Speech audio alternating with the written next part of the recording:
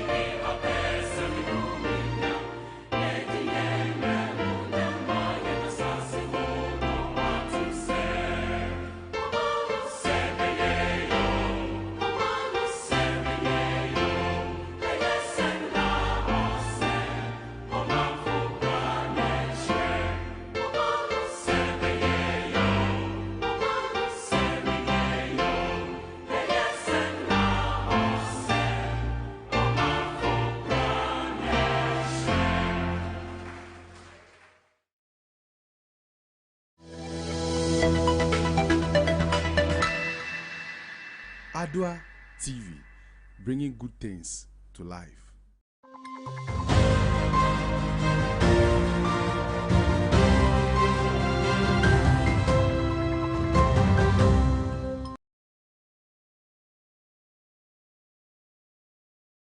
Tuesday, the 7th day of the last month in the last quarter of the year 2021. Time check is 0600 GMT. We're live all across the world on TV and online from digital address GA2260733. Also live on digital channel 37 and 38. Good to come to your homes with another edition of AM News on Adoatv Television. My name is Nanyama Collison. In our top stories this morning, we'll bring you an update from the Finance Minister with regards to policy moderation of the 2022 budget. Also coming up, we'll bring you some religious story as the Lord Bishop has dedicated a building from the Holy Spirit Anglican Church. Details of these and many others coming up. You might want to stay with me. Please be my guest.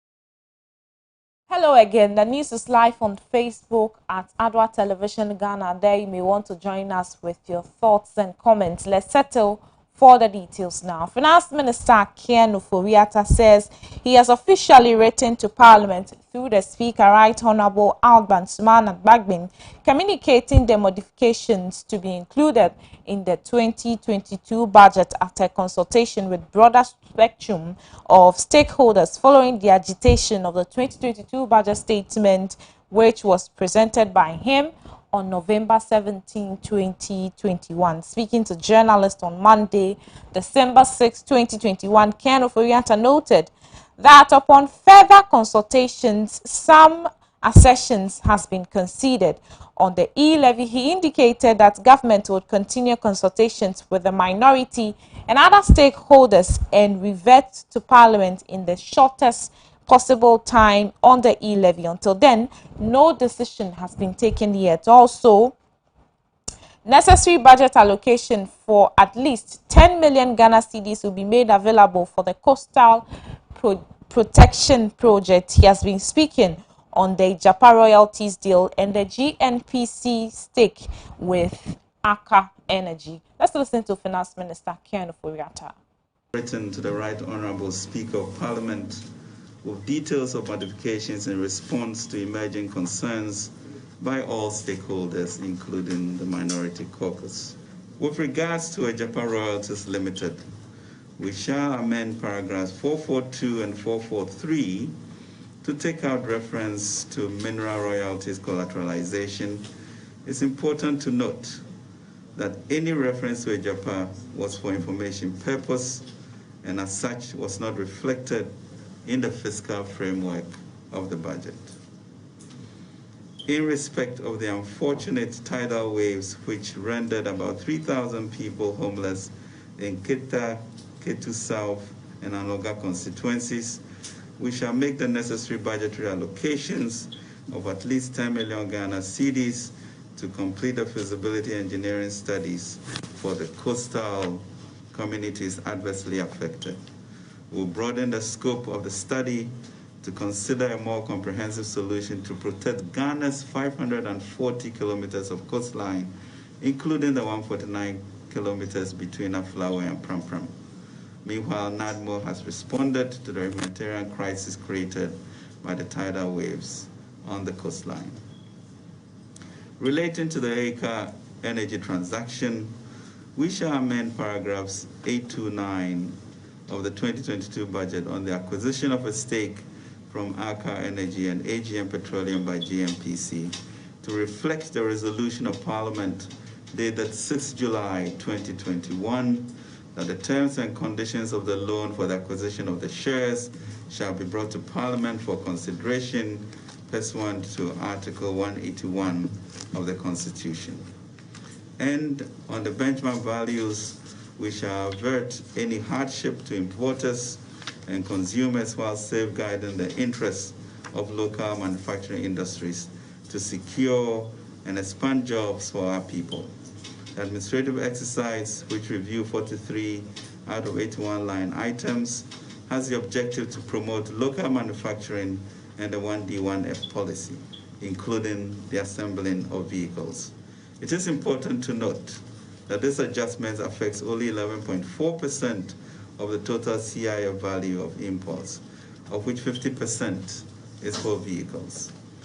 We will work with the relevant committees of Parliament to reflect these modifications in the 2022 budget, as is the usual practice before the appropriation bill is passed. Any other concerns which will emerge shall be addressed during the discussions of the estimate by the committee, as has been the tradition. On the matter of the e-levy, the elephant in the room, having regard to its serious fiscal implications, we'll continue our consultations with the Minority Caucus in Parliament and other relevant stakeholders with a view to achieving consensus and reverting to the House in the shortest possible time. It is not uncommon for the allocations in the appropriation to change to reflect the discussions at the consideration stage. Ladies and gentlemen, the national budget remains the single most effective tool to address the greatest challenges of our nation. As a country, we cannot allow such a strategic national tool to be held hostage by partisan or parochial interests, especially when the consideration stage offers every opportunity for such redress.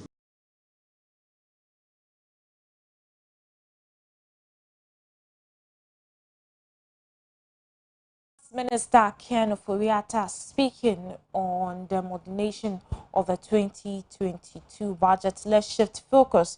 Meanwhile, the strike action embarked on Monday morning has been suspended. The move, according to the leadership of the transport unions, is to enable them engage further with government over their grievances, which include the removal of taxes on fuel prices. A press statement signed and issued by the General Secretary of the Ghana Private Road Transport Union stated that the leadership of the union has been invited to the presidency during the course of the day.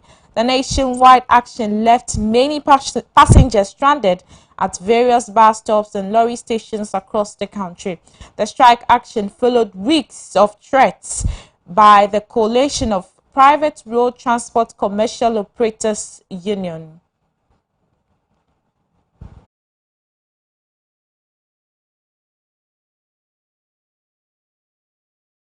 In other news this morning, the Ministry of Gender, Children and Social Protection, in collaboration with its partners, have introduced 5 electronic systems and strategies to help address sexual and gender-based violence, as well as various challenges among children in the vulnerable segment of the population. The systems are the Orange Support Care Center, a single-window citizen engagement services, and the social welfare information management system, and the Ghana National Household Registry database, coupled with a toll-free number. The care center, the caretaker, I beg your pardon, of the minister for the sector is Mrs. Cecilia Adnadapa, made this known when she took her turn at the Meet the Press briefing. To enhance and facilitate the effectiveness and efficiency in managing violence and challenges faced by the vulnerable in the country, the Ministry of Gender, Children and Social Protection, in collaboration with its partners, have introduced electronic systems and strategies to enhance our operations. In addressing sexual and gender-based violence and other challenges facing the vulnerable, including our children, we have introduced the following: the Orange Support Center, Single Window Citizen Engagement Services, 3, Social Welfare Information Management System, 4, LEAP Management Information System, and 5, Ghana National Household Registry database. The Orange Support Center is a technology platform that aims at providing information and support for survivors and domestic, sexual, and gender-based violence, including child marriage in Ghana. The Orange Support Center comes in 2 folds. The call-in section is a toll-free line, and the mobile app referred to as the Boame app. The center demonstrates the continuous efforts from all stakeholders to bring to zero all forms of domestic, sexual, and gender-based violence in Ghana.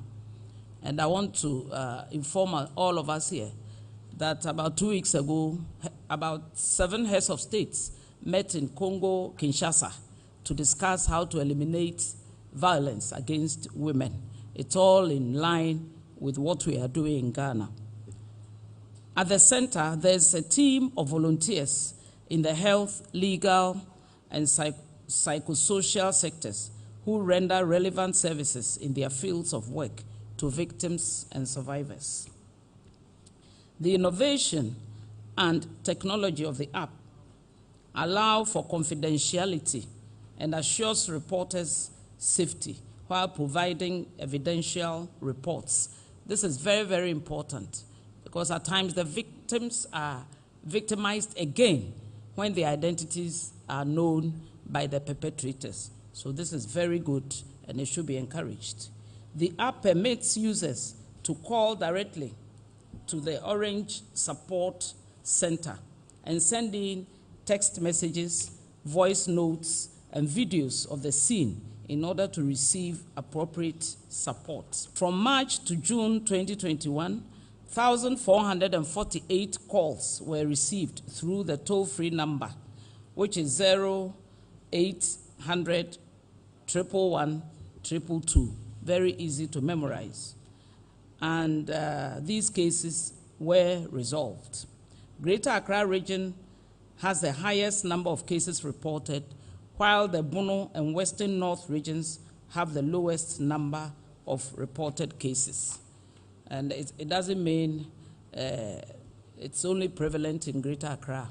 What it means is that the population pattern is such that the more people concentrated in a space, maybe the cases could go up. Cases reported at the center included rape, defilement, and domestic violence.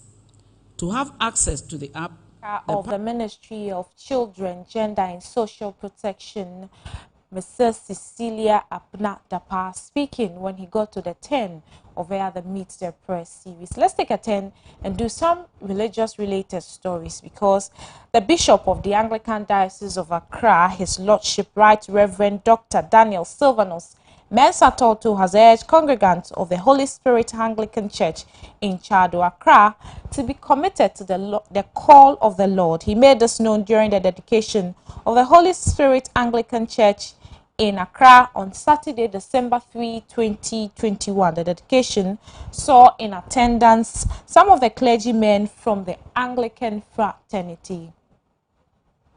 The Holy Spirit Anglican Church has successfully been established in Chado, Accra, with about 60 members and over 50 children, despite the numerous challenges it faced in the past years.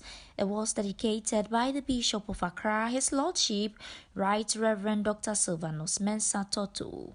The church began its operation some 11 years ago on a plot of land through the medical mission of the aid of Reverend Canon Solomon Comey. Unfortunately, it collapsed and the land was reclaimed. In the same year, the church revived and began its services on the premises of Madame Meanye's home. However, a few weeks later, the church had to be shut down again due to low attendance. A temporary structure was built after to serve as a place of worship with only 9 members. It couldn't also survive and was shut down. 5 years down the line, as the current Bishop of Accra Anglican Diocese took over, a crusade was organized in Chado, with the Archdeacon Major Retired Venerable Ebenezer Adi, Canon Selwyn Okai, and Reverend Father Benjamin Aiti. These priests, including others, have over the years contributed immensely to the establishment of the several times collapsed church with evangelism, crusade, and many others. Currently, the church has about 60 members and over 50 children. Right Reverend Bishop Mensah Torto couldn't hide his joy as he spoke to Adoatv News. I was grateful to God for where we are today as a Holy Spirit Anglican Church, Chado.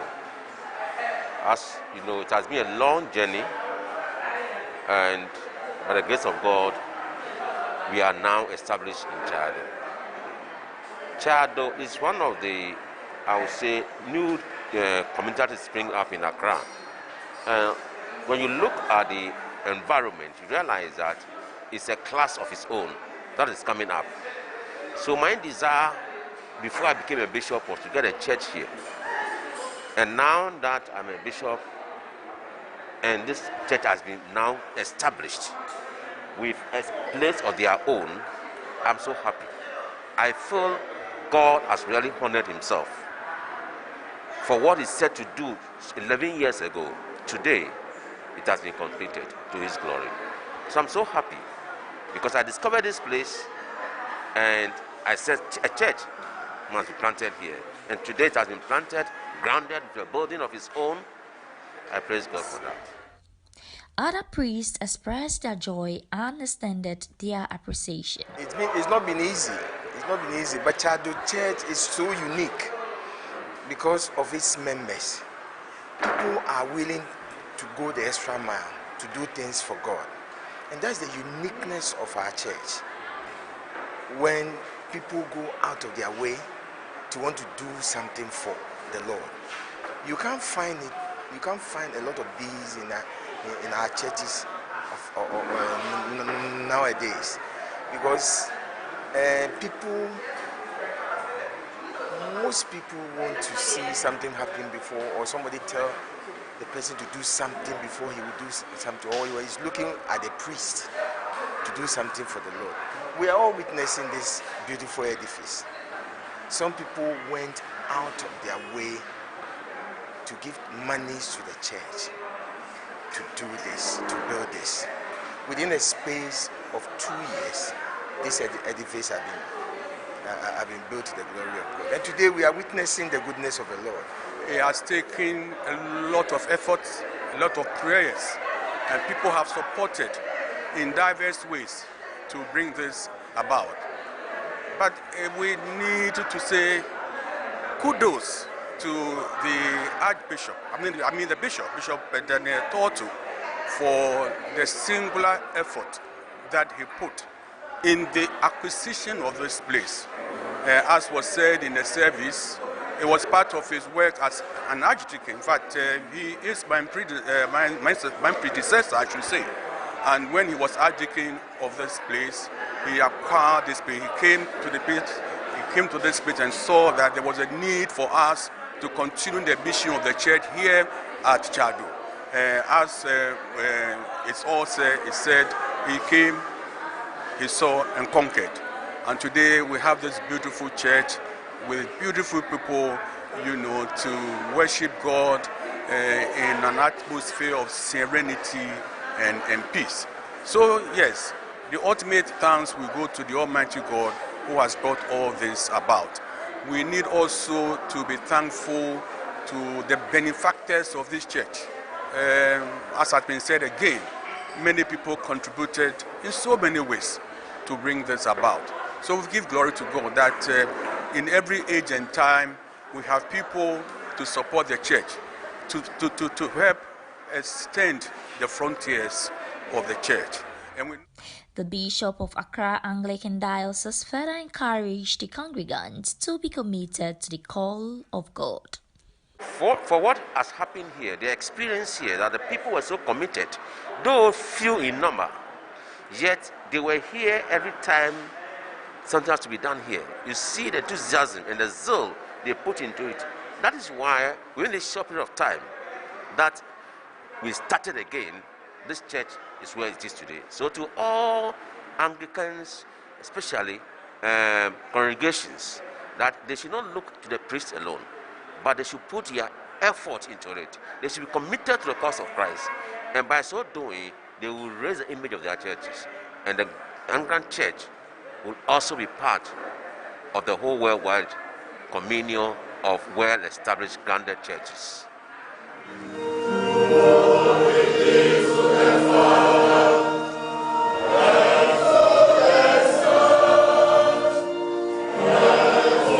Other stories. Now, if you just join us, you're watching AM News on Adoatv Television with me, Nanya Collison. Business is up next. Majority of businesses in the Greater Accra region believe they need critical interventions from the government to improve the business environment in the coming months. According to the Institute of Economic Affairs 2021 Business Confidence Survey, 66% of businesses in Accra expect government to reduce taxes and charges to bring stability to the business community, and also 33% wants the macroeconomic environment stabilized, while 44% are asking for a reduction in the cost of credit to assess financial support from businesses. The Institute of Economic Affairs 2021 Business Confidence Survey, conducted between July and September 2021, sampled 200 businesses but got response from 157 of them, approximately 78.5% of the total number. The survey sought the views of business executives or owners on business performance, business environment, business constraints, and desired policy interventions. The business sampled were largely engaged in retail and wholesale trade and were between the age bracket of 4 and 10 years old. According to the report, 43% of the businesses reported no change in performance during the last 6 months, although 39% are expecting a better business performance in the next 6 months. Almost 50% do not expect any change in business performance in the next 6 months. The biggest constraints facing businesses in the region are high utility charges, high government taxes and charges, and high rate of public corruption. In terms of critical interventions from the government to improve the business environment, the IEA survey revealed that majority of businesses called for a reduction in government taxes and charges, as well as the stabilization of the macroeconomic environment. The high cost of credit, which continued to be a problem for businesses, also came up, with 44% of the respondents asking for a reduction in the cost of credit to strive. For business this morning, but you can get more business news on www.adoanewsonline.com/business. Let's do the latest in the world of sport. The match day 6 of the 2021-2022 Ghana Premier League games ended successfully at various stadia. A lot of surprises scoreline came up as the RTU shockingly beat Brekum Chelsea at their home ground. The match day 6 games were headlined by Asante Kotoko hosting their city rivals King Faisal at the Babayara Sports Stadium, but the Pokimpom Warriors suffered their first defeat of the season. Asante Kotoko relinquished their top spot in the league after a 3-2 defeat to King Faisal in the Kumasi Derby. The hat-trick from Zubairu Ibrahim helped King Faisal defeat local rivals Asante Kotoko in a 5-goal thriller at the Babayara Sports Stadium. Ibrahim stunned the hosts when he scored 2 quick goals to put King Faisal 2-0 up inside 18 minutes. Kotoko's Cameroonian striker responded, scoring a brace in the second half before Zubairu scored his third as Nuruddin Amadu's men held on for a famous win. At the Theatre of Dreams at Dewu, Dreams FC bounced back after their Week 5 defeat to Bechem United by handing new boys Bibiani Gold Stars a 2-1 defeat in Dewu, courtesy goals from Boateng Ejenin and Fatau Isahaku. At the Lenclaise Sports Stadium, Legon Cities were hosted by Ashgold. However, the Royals held the Miners to a goalless draw game, and same scoreline was recorded between 10-man Bechem United and Great Olympics in Accra. Real Tamale United travelled to Brekum to grab all 3 points against Brekum Chelsea, courtesy a lone goal by David Sandan Agbanga, his 6th of the season. On Saturday, Accra Lions beat 10-man 11 Wonders 1-0 through a Frederick Asante 80th minute strike at the Accra Sports Stadium. Aduana Stars at the Nana Ajiman Bedu dominated Wafa in a comfortable 3-0 win, courtesy a brace from former Kotoko winger Emmanuel Jimfi and a goal from Hafiz Adams. A brace from Justice Mensah ensured Elmina Sharks claimed all 3 points against Karela United in Cape Coast. The result sees King Faisal claim top spot of the league, followed by Asante Kotoko, Aduana Stars and Bechem United making the top 4. Heart of Oak were out of the action due to their participation in the CAF Confederation Cup champion. The Phobians now have 3 outstanding games.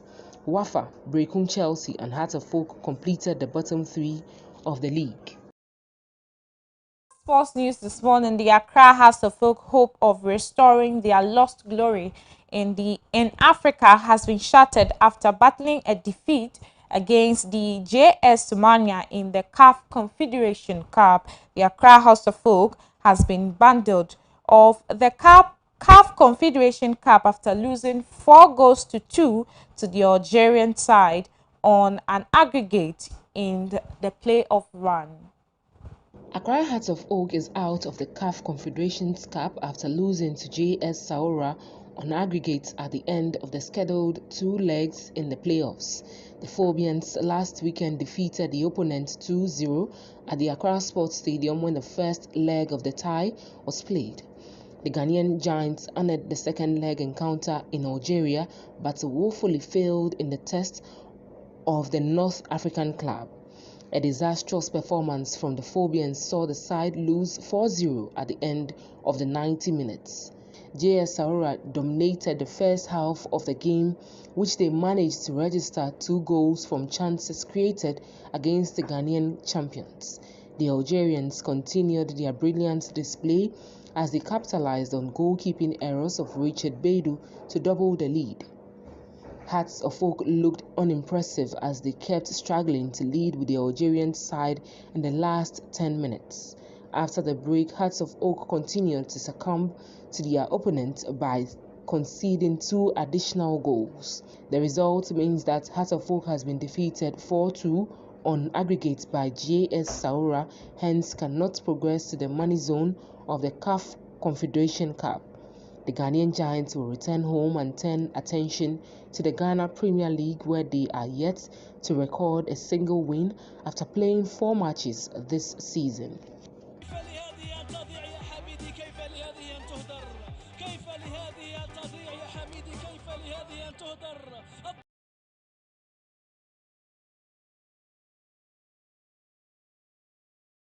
I wrap up on the Tuesday edition of AM News on Adoatv Television. We'll bring you update of these stories and many others in our subsequent bulletins. Meanwhile, you can visit our website www.adwanewsonline.com for more news. From me and the rest of the team, we'll see you again very soon. Please do stay with us on AM Ghana Show as we deliberate on real issues bothering Ghana. My name is Na Anyama Collison. Please, as always, thank you for watching. Please stay safe. Bye-bye.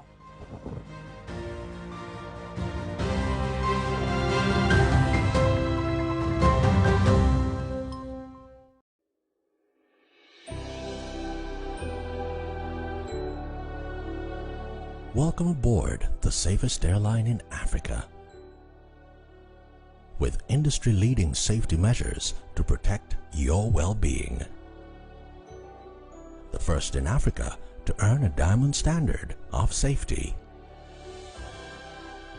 Offering a more contactless, safe, and seamless experience. Delivered with a smile by Africa's first fully vaccinated crew. Creating special memories that bring the joy back to flying, so you can continue making memories with your loved ones. Book your flight with Rwandair today. Rwandair, the safest airline in Africa. Rwandair, fly the dream of Africa. Announcements on Adoatv. Contact Adoatv for your general announcements, proclamations and publications, job vacancies, etc. at a very affordable rate. Call 050-92-57754, 020-9494-258, or visit our marketing desk at the work premises. Adoatv, bringing good things to life. CB will make up now. I'm not correct. Why your best mankasa? That's it. Who anyone? Oh, middle. You captures back on CB men capsules. You ready? Me see CB men capsules in America. Yeah, you CB men and women's capsules. Now you name the dada. And one year packaging I am the wow! What a packaging! CB men, any CB women capsules, no packaging is out.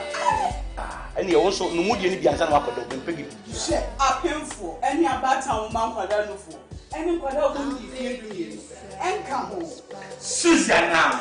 Ghana man be man tamase. Dodo Afre 0247 111671 and 0246 578 750. FDA ati ededin kato yato.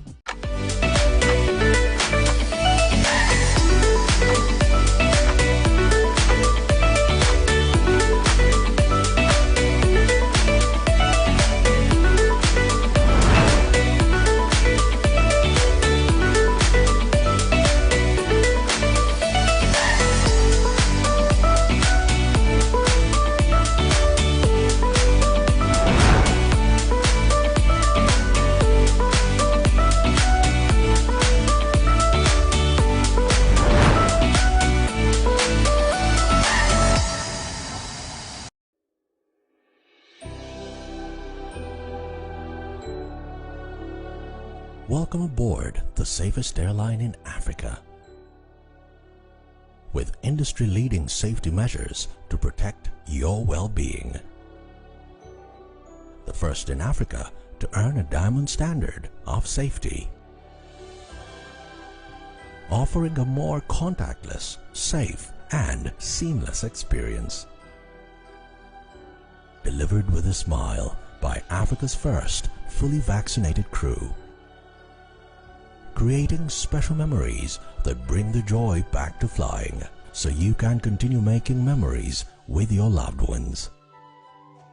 Book your flight with RwandAir today. RwandAir, the safest airline in Africa. RwandAir, fly the dream of Africa.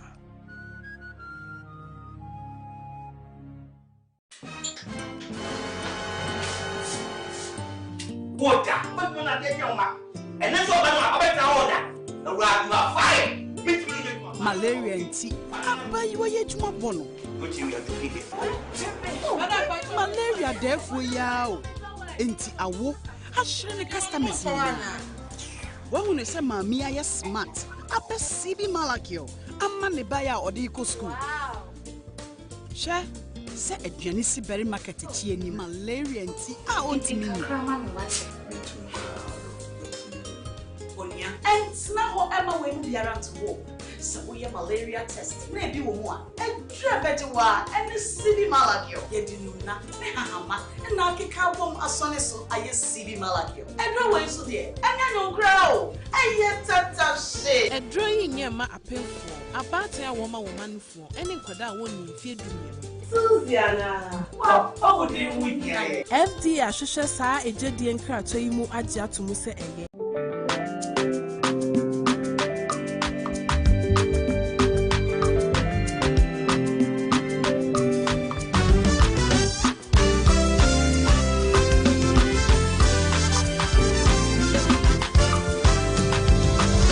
I believe that you are able to do exceedingly abundantly, far above all I could ask or think.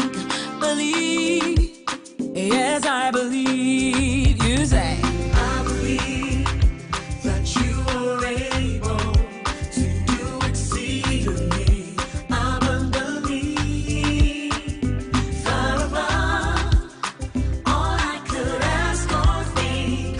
I believe, yes, I believe. You're the one who woke me up this morning. You could do it over again. You give me strength so I can make it through the day. When I'm weak, you call me strong. When I am poor, you say I'm rich. I am amazed at how you do it, but I believe. You're the one who woke me up this morning. You could do it over again. I am alive because your hand is still at work. When I'm weak, you call me strong. When I am poor, you say I'm rich. I am amazed at how you do it, but I believe you are able. You're more than able. Oh, so able. Lord, I believe. Yes, sir. You are able. You are able. More than able. More than able. Oh, so able. So able. Lord, I believe. Say you are able. You are able. More than able. Oh, so able. Oh, so able. Lord, I believe. Say you are able. You are able. You are able. More than able. More than able. Oh, so able. Lord, I believe. No weapon fashioned against me shall prosper. Oh no, in the mighty name of Jesus I believe. If it's a trouble, Tavia, only him and God. As I'm a enemy who's there. All your faithful. Nobody can change my mind. I believe. No weapon fashioned against me shall prosper. Oh no, in the mighty name of Jesus I believe. If it's a trouble, Tavia, only him and God. As I'm a enemy who's there. All your faithful. Nobody can change my mind. I believe. You are able. Hey, more than able. Oh, so able. Lord, I believe. Say you are able. You are able. More than able. More than able. Oh, so able.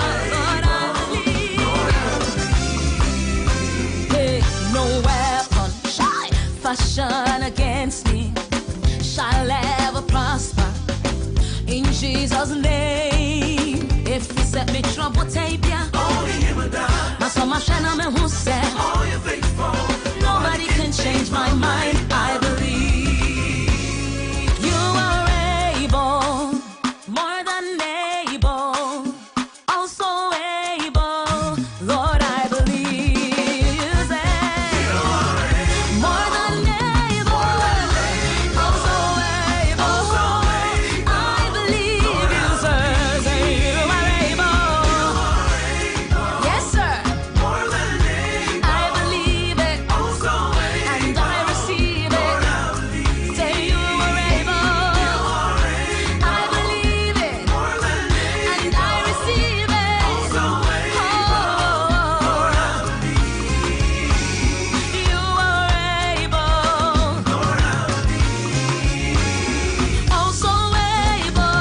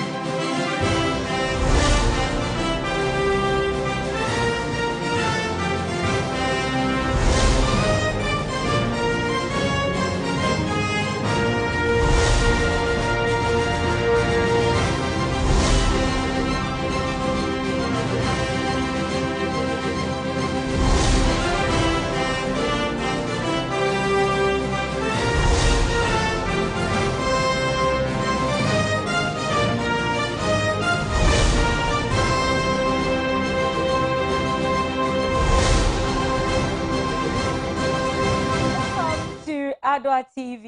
Yes, it's still AM Ghana, and it's live, yes, on your TV sets or to all those watching us via Facebook, on your laptops, tablets, phones, wherever. It's good morning from the AM Ghana team.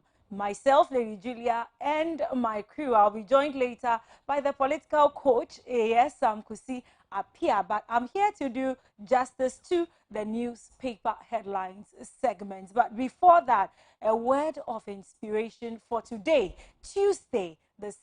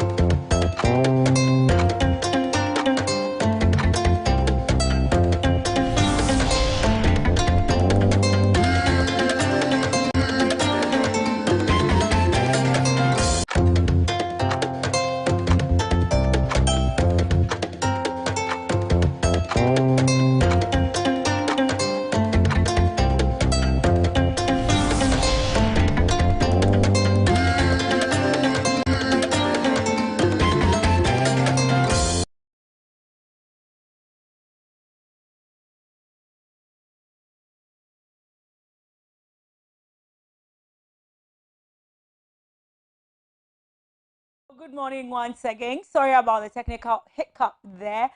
I've told whoever is to blame that next time it happens, I'm going to give them a kick, a real boot. Yes, and you watch me do that live on air. By the way, I'm happy to bring you this morning's newspaper headlines segment. But before that, a word of inspiration to everyone watching us live today, and those who even watch later via Facebook, wherever, far and near. Yes, blessings to everyone. I just want to remind you that blessings come with conditions. And so while we pray for blessings to your life, make sure that you are meeting all conditions. Don't fold your arms in your lap and expect things to drop. Yes, at least stand up, get up, go out, move out, do something. It is the last month of the year, but it's not the last month of your life. Doing something now can bring an effective change in your life, even within this month. And so from me and the AM Ghana team on Adoatv Live, we say, brand new day, a day of blessings and goodness. We'll be right back after this short break. Don't go anywhere.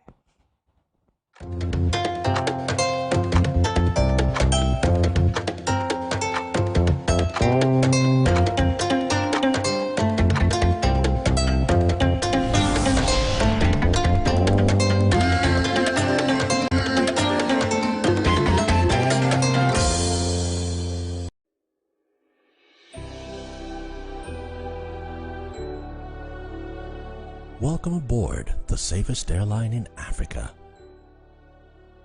With industry-leading safety measures to protect your well-being.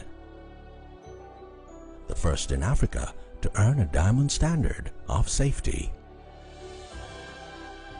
Offering a more contactless, safe, and seamless experience. Delivered with a smile by Africa's first fully vaccinated crew. Creating special memories that bring the joy back to flying, so you can continue making memories with your loved ones. Book your flight with RwandAir today. RwandAir, the safest airline in Africa. RwandAir, fly the dream of Africa.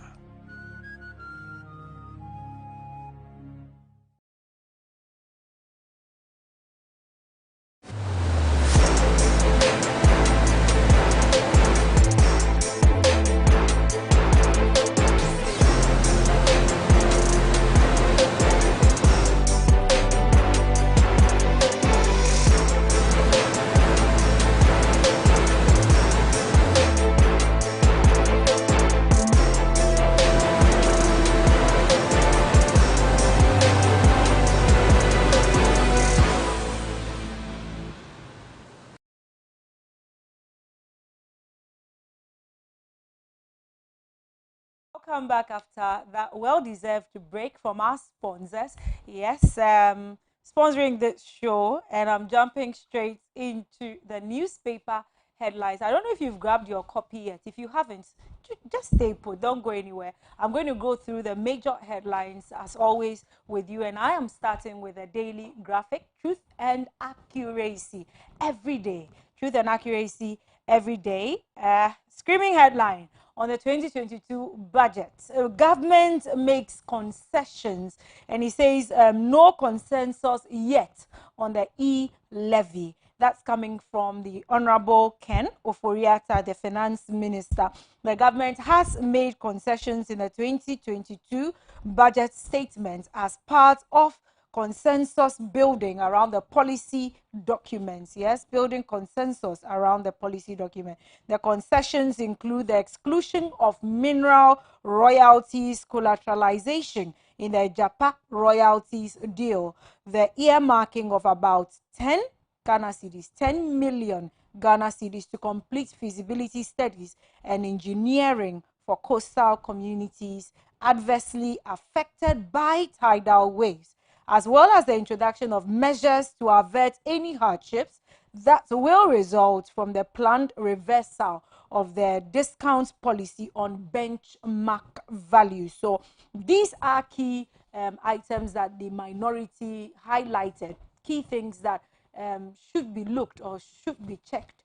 And for these five reasons, I don't know if it's 3 or 4 that were mentioned here, for these reasons why they are against the 2022 budget. So the Minister of Finance, Mr. Ken Oforiatta, who disclosed this at a press conference yesterday, added that he had written to the Speaker of Parliament, formally communicating the details of the modifications in response to emerging concerns by all stakeholders, including the minority in Parliament. I think that will do. Yes, there is more, of course, on the story, and it continues on still on the front page and then on page 3. Other stories include vaccinate against COVID-19. That's an appeal coming from the World Health Organization rep, appealing to all all, to the public, all of us, to make use of this process, the COVID-19 vaccination. Go through it. I went through it. It wasn't as painful at all, not as I thought it would be. My fears were all trashed when I got there, and I didn't feel a thing. To tell you the truth, it's the honest truth. I didn't feel a thing, and I was even shivering. So please, just trash all your fears, going for the COVID shots to protect your life as well as others. Okay, so I think with that said, the story is on page 19. Just grab a copy and read more. 16, sorry, again on page 16, which also makes front page, is 6 busted over AK-47 rifle deal. 6 busted over AK-47 rifle deal. The police have arrested 6 suspects for their alleged involvement in illegal AK-47 rifle transactions. The suspects were named as Al-Hassan Jamal, Bashiru Salifu, Kasim Aninga, Mohammed Asako, Salifu James, and Ibrahim Mohammed. A statement signed by the Director General in charge of Public Affairs of the Ghana Police Service, Assistant Commissioner of Police, ACP, Mr. Kwesi Ofori, indicated that the suspects were arrested on December 3rd. Yeah. Okay, so we have first arrest, we have custody, and the Asantehini's advised. The arrests came 2 days after the Asantehini Otumfo Tutu II had urged the Inspector General of Police, Dr. George Akufo Dampare, to ensure that all illegal firearms are retrieved from civilians. And kudos to the police once again and again and again. You are doing what is expected of you, and we are all glad. But this also goes to the public. Let's desist from every manner, even that which seems illegal, corrupt, bad, evil. Let's just refrain from all such actions.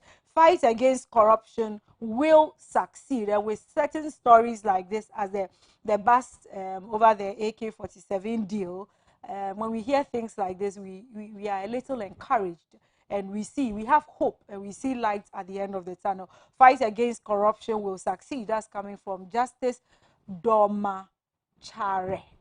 I hope I got that right. Forgive me if it is wrong, but there's more of that story on page 24 and page 25. I'm jumping to page 5. Inside Africa, we have groups sue Nigeria government for shutting phone service. Is there shutting phone service? And Kenyan politician pledges loans for newlyweds. Yeah. Okay, so when is Ghana going to see something like that? SA prepares hospitals as COVID-19 cases surge. And in Gambia, Barrow has been re-elected. So that's for Inside Africa. I want some global, global outlook. Weapons trade booms as profits hit a record 531 billion US dollars in 2020. Yes, weapons trade booms. And for whatever it is, I don't know, but this is not good news at all in any way. Anyway, Suu Kyi jailed 4 years. Supporters of Aung San Suu Kyi carrying her portrait while demonstrating. So that's there. And the ousted Myanmar leader being jailed for 4 years. It's on page 9.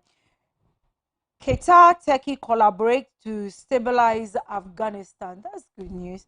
Seeing those that are good helping, but we don't want to hear any. We're talking of peace and stability. We don't want to hear any further riots or war in that particular country. In the middle spread, Yana Lord's government for development initiatives allocates more funds to herbal medicine. That's coming from Dr. Asari. And fight against corruption to succeed. I'm going to the back page. Farmers to benefit from Cote d'Ivoire, Ghana Cocoa Initiative. A 1.9 million Ghana cedis bus terminal abandoned in Temale. Talking of abandonment again. And we can see it's of course it's overgrown with with bushes and oh god. Anyway, let's go to sports. Kotoko has to take break on Sunday. Kotoko and has to take break on Sunday. My doors are open to young boxers. Professor Azuma, the professor of football in Ghana, and in golf, Ofosuhini shows class at GCB Bank Classic, and that will be it for the daily graphic and of course the daily guide. Front page, bench warrant for NDC MP. Who are we talking about? Dorcas Afo Tofe. Hey, do I have it correct? Is it Tofe or Toffee? Okay, I would have loved Toffee anyway. But there's a bench warrant for her, NDC MP. What are we talking about here? Okay, there's no page. Okay, let me see on page. All right, it's on page 3. A second D High Court Commercial Division, presided over by Justice Sedina Agbemava, yesterday issued a bench warrant for the arrest of the Member of Parliament for Jomoro in the Western Region, Dorcas Tofe. The warrant followed her absence from the hearing of a contempt case against her on Monday morning. The contempt case was filed against her by one Joshua Emwa Kofi from Nuba Mpataba in the Jomro constituency when the MP allegedly failed to appear before the registrar of the court to produce documents evidencing her renunciation of Ivorian citizenship. Hey, citizenship issues again. Well, as ordered by the Second D High Court. Top class laboratory opens in Accra. So we have a picture of Kojo Poku opening the facility, and that story is on page 6. Drivers suspend strike. Thank God, because I'm not ready for the e-walk, as you call it, and that is on page 6. Cocoa Board CEOs don't write letters. Opuni witness. Okay, and a picture of SSI. Some of the award winners. Okay, SSI wants public-private action on SDGs. And for all the initials there, I'll take a peek into that story on page 6. Page 6. Okay, so the 5th edition of the Sustainability and Social Investment, that's for SSI, Awards has been held with a call for private-public partnership, PPP, to help achieve the sustainable development goals. So the events came off at the Moving Pick Ambassador Hotel in Accra. Which came off, saw a congregation of deserving companies and individuals being awarded for their commitment towards driving impact. And last but not the least, Finance Minister modifies budget.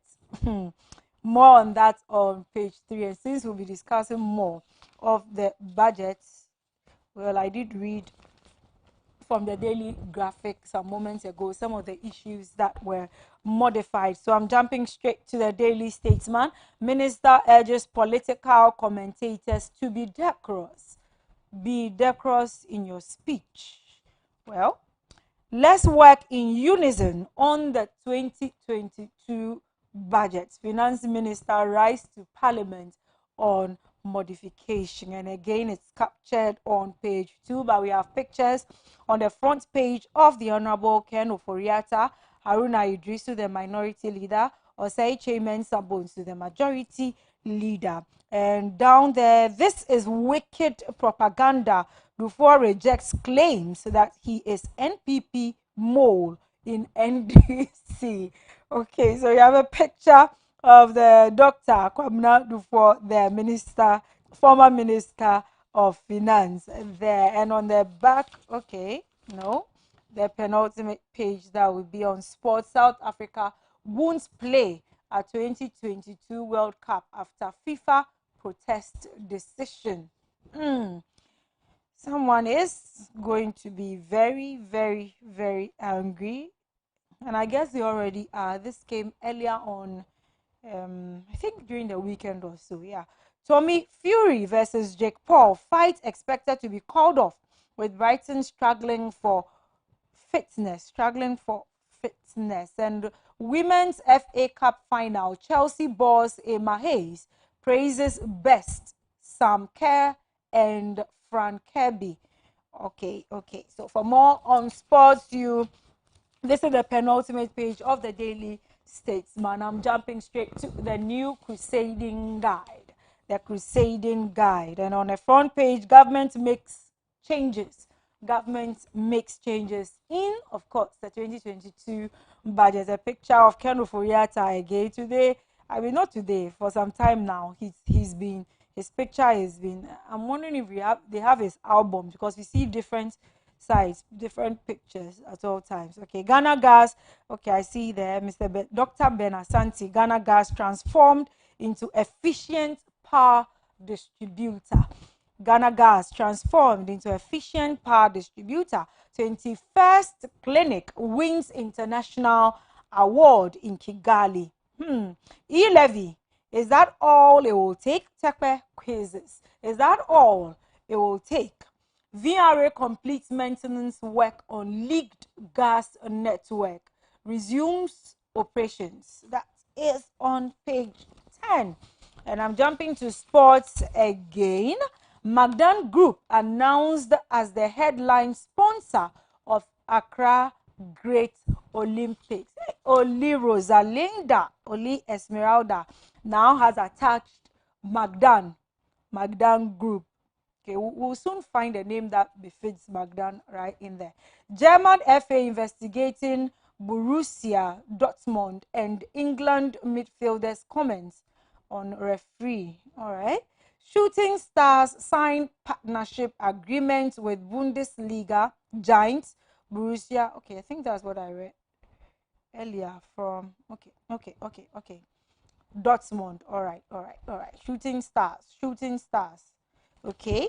So that will be it for the new Crusading Guide. And straight to the Ghanaian Times, the most authoritative newspaper. Dr. Opuni's counsel stopped from asking questions from rejected documents. That's a picture of Dr. Stephen Opuni right there. Transport operators suspend sit-down strike. And aren't we all happy about that? So a picture of what ensued yesterday in some parts. Commuters stranded at various bus stops in Accra. Is that a picture of a pregnant woman? I think so. Wow. Finance Minister's updates. 2022 budget undergoes modification. And you catch that story on page 16 of the Ghanaian Times. Governments to consult on e-levy, others with minority and public to accommodate concerns. So going deeper through the middle spread, yes, we still have the 2022 budget modification there. We also have strictly enforced coronavirus safety protocol. That's coming from Dr. Kuma Abuaje as he urges all employers. Commissioner General, that's Reverend Emi Shaddai Owusu Amwa, attains doctorate degree in business leadership. Okay, that is also news. So on the back page, gas supply from Atuabo Gas to delay. Oh, we were so happy to hear that they become part of the private distributors now to delay. Anyway, we'll be happy whenever it comes back. But Aklefedo residents decry bad nature of road and they call for repairs. Let me see if there's any change or any new item in sports.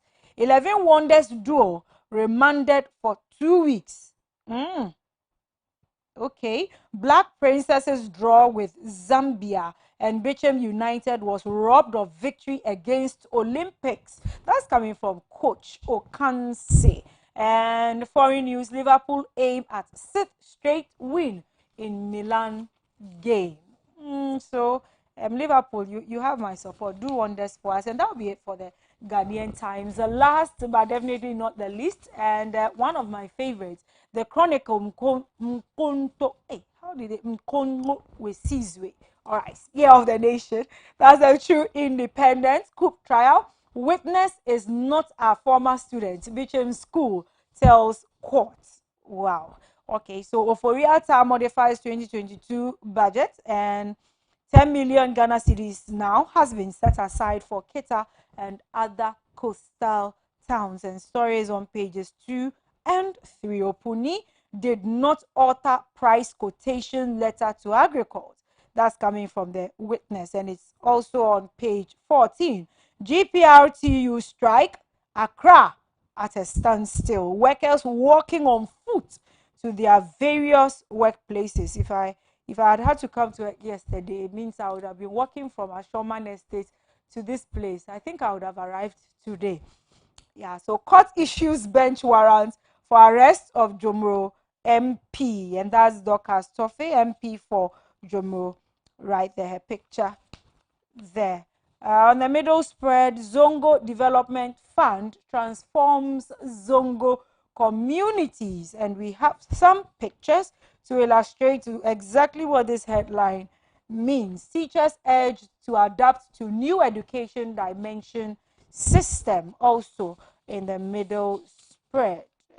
Today's Champions League fixtures and previews.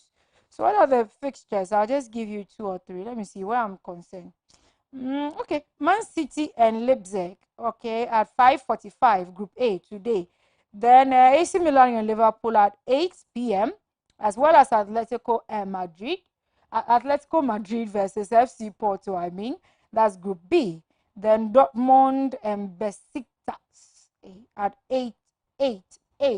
And Sporting Lisbon and Ajax are also at 8, that's Group C. Then Group D, Real Madrid and Inter Milan and Shakhtar versus Sheriff, also at 8. So the only different one is the Group A, which is at 5:45. And there's more on previews here on page 15 of the Chronicle. Yes, so I cannot sign off without reading the Bible quotation here, John chapter 15, verse 4.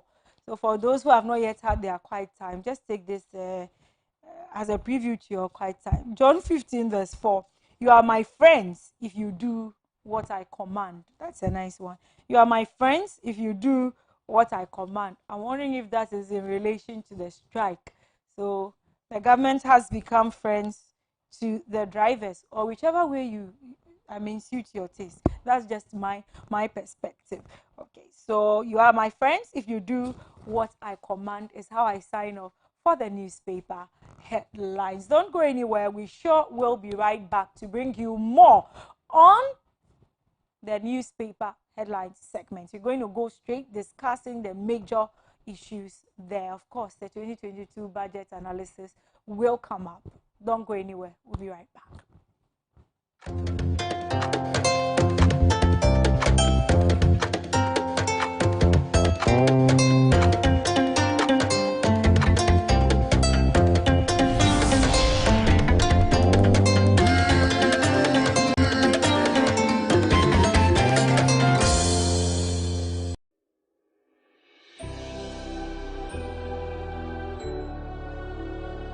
Welcome aboard the safest airline in Africa. With industry-leading safety measures to protect your well-being. The first in Africa to earn a diamond standard of safety. Offering a more contactless, safe, and seamless experience. Delivered with a smile by Africa's first fully vaccinated crew. Creating special memories that bring the joy back to flying, so you can continue making memories with your loved ones. Book your flight with RwandAir today. RwandAir, the safest airline in Africa. RwandAir, fly the dream of Africa. Announcements on Adoatv. Contact Adoatv for your general announcements, proclamations and publications, job vacancies, etc. at a very affordable rate. Call 050-92-57754, 020-9494-258, or visit our marketing desk at Stepwork premises. Adoatv, bringing good things to life. Yeah, CB women capsules now. I'm not correct. What's your best mankasa? That's it. Who anyone? Oh, middle. You capsules back on CB men capsules. Ah, you ready? Me see CB men capsules na make a year. Yeah, you see men and women's capsules now. You knew the dada. And one year packaging I the pepper. Wow! What a packaging! CB men, any CB women capsules no packaging is on. And you also no mood any biansan wako do pegi. Share a painful any about town man kwada no for. Any kwada won di fie do ye. En ka ho. Susanna. Ghana man be man tamase. Dodo Afre 0247 111671 and 0246 578 750. FDA aje edwedin kato yato.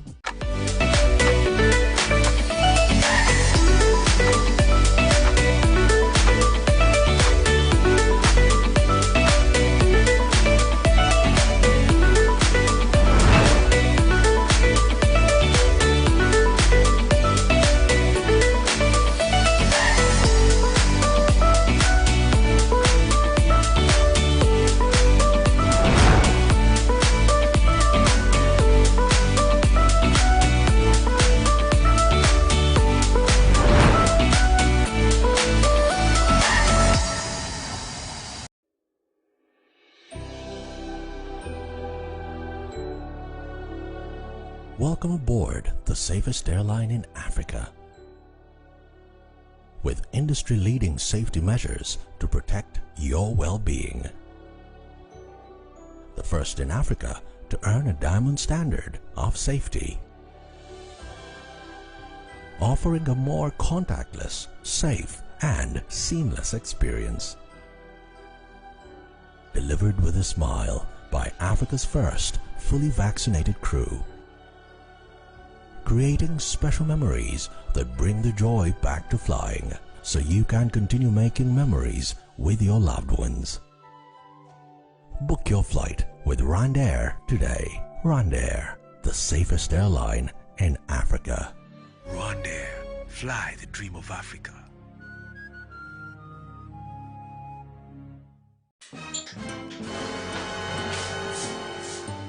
Water, but when I get your mouth. And that's all I'm order. The rag you are fire. Malaria and tea. But you are yet more bono. Malaria, therefore, yao. Enti awo. Ashren the customers. When you say, Mammy, I am smart. Upper CB Malakio. I'm money buyer or the eco school. Share. Say a Janisi berry market ni malaria and tea. I want to mean. And now Emma when we are to walk. So we have malaria test. Maybe one. And try better one. And the CB Malakio. Yedinuna. Nehama. And now kick out bomb as soon as I CB Malakio. And no way so there. And I know grow. And yet that shit. A drawing your ma a painful. A batty woman for any quada won't in fear. Susanna. Oh, dear, we get FD Ashusha sa a jedi and crato you mo adia to Musa and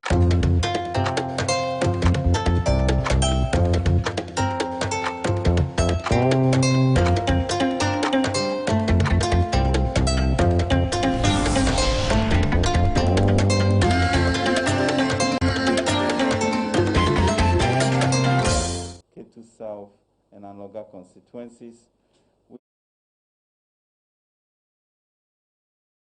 We shall make the necessary budgetary allocations of at least 10 million Ghana cedis to complete the feasibility engineering studies for the coastal communities adversely affected. We'll broaden the scope of the study to consider a more comprehensive solution to protect Ghana's 540 kilometers of coastline, including the 149 kilometers between Aflawa and Pram Pram. Meanwhile, NADMO has responded to the humanitarian crisis created by the tidal waves on the coastline. Relating to the Acre energy transaction, we shall amend paragraphs 8 to 9 of the 2022 budget on the acquisition of a stake from Alka Energy and AGM Petroleum by GMPC to reflect the resolution of Parliament dated 6 July 2021 that the terms and conditions of the loan for the acquisition of the shares shall be brought to Parliament for consideration pursuant to Article 181 of the Constitution. And on the benchmark values, we shall avert any hardship to importers and consumers while safeguarding the interests of local manufacturing industries to secure and expand jobs for our people. The administrative exercise, which review 43 out of 81 line items, has the objective to promote local manufacturing and the 1D1F policy, including the assembling of vehicles. It is important to note that this adjustment affects only 11.4% of the total CIF value of imports, of which 50% is for vehicles. From our analysis,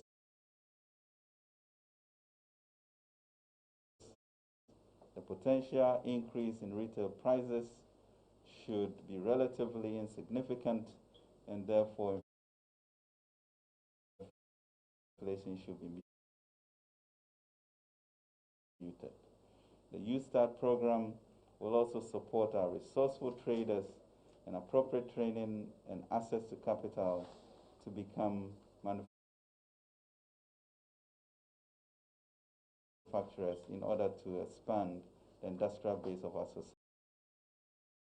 society and our import substitution strategy in line with our Ghana Beyond Aid agenda. We will work with the relevant committees of Parliament to reflect these modifications in the 2022 budget, as is the usual practice before the appropriation bill is passed.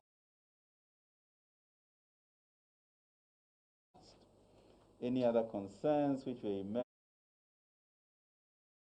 emerge shall be addressed during the discussions of the estimates by the committee, as has been the tradition. On the matter of the levy, the elephant in the room, having regard to its serious fiscal implications, we'll continue our consultations with the minority caucus in Parliament and other relevant stakeholders with a view to achieving consensus and reverting to the House in the shortest possible time. Ladies and gentlemen, with the approval of the budget secured on 30th November 2021, we should now move on to the urgent task of working towards the passage of the appropriation bill before Parliament rises on December 17, 2021. We believe that the concerns raised in Parliament on the 2022 budget should be resolved during the discussions of the budget estimate of MDAs, other government obligations, and bills at the committee level in Parliament, as we have always done. Indeed, there have been occasions that Parliament, through the Finance Committee, had revised fiscal measures. There have also been several instances that estimate of some MDAs have been revised to reflect recommendations of the committees of Parliament. It is not uncommon for the allocations in the appropriation to change to refer the discussions at the consideration stage. Ladies and gentlemen, the national budget remains the single most effective tool to address the greatest challenges of our nation. As a country, we cannot allow such a strategic national tool to be held hostage by partisan or parochial interests, especially when the consideration stage offers every opportunity for such redress. The 2022 budget has an added layer of significance for government as it drives forward the great mission of our time, building a sustainable entrepreneurial nation. The budget seeks to address the triple helix of our time: high unemployment, high debt, and inadequate infrastructure, even as we pursue our agenda for increased social mobility and justice for all. Ladies and gentlemen, on unemployment, we are faced with an urgent challenge. Our population has grown from 6.7 million in 1960 to 30.8 million this year, and has gotten increasingly useful. In 1960, for instance, we had approximately 1.1 million Ghanaians between the ages of 15 and 24, and this year that number stands at 6.3 million people. The key question becomes, how do we extend opportunities to our youth in a sustainable way and eliminate the indignity of joblessness, underemployment, and vulnerable jobs? The theme for the Ajinkwa budget is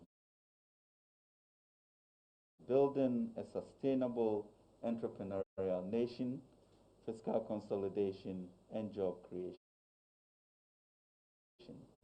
The budget outlines the policy direction and fiscal framework for 2022, as well as the medium-term vision of His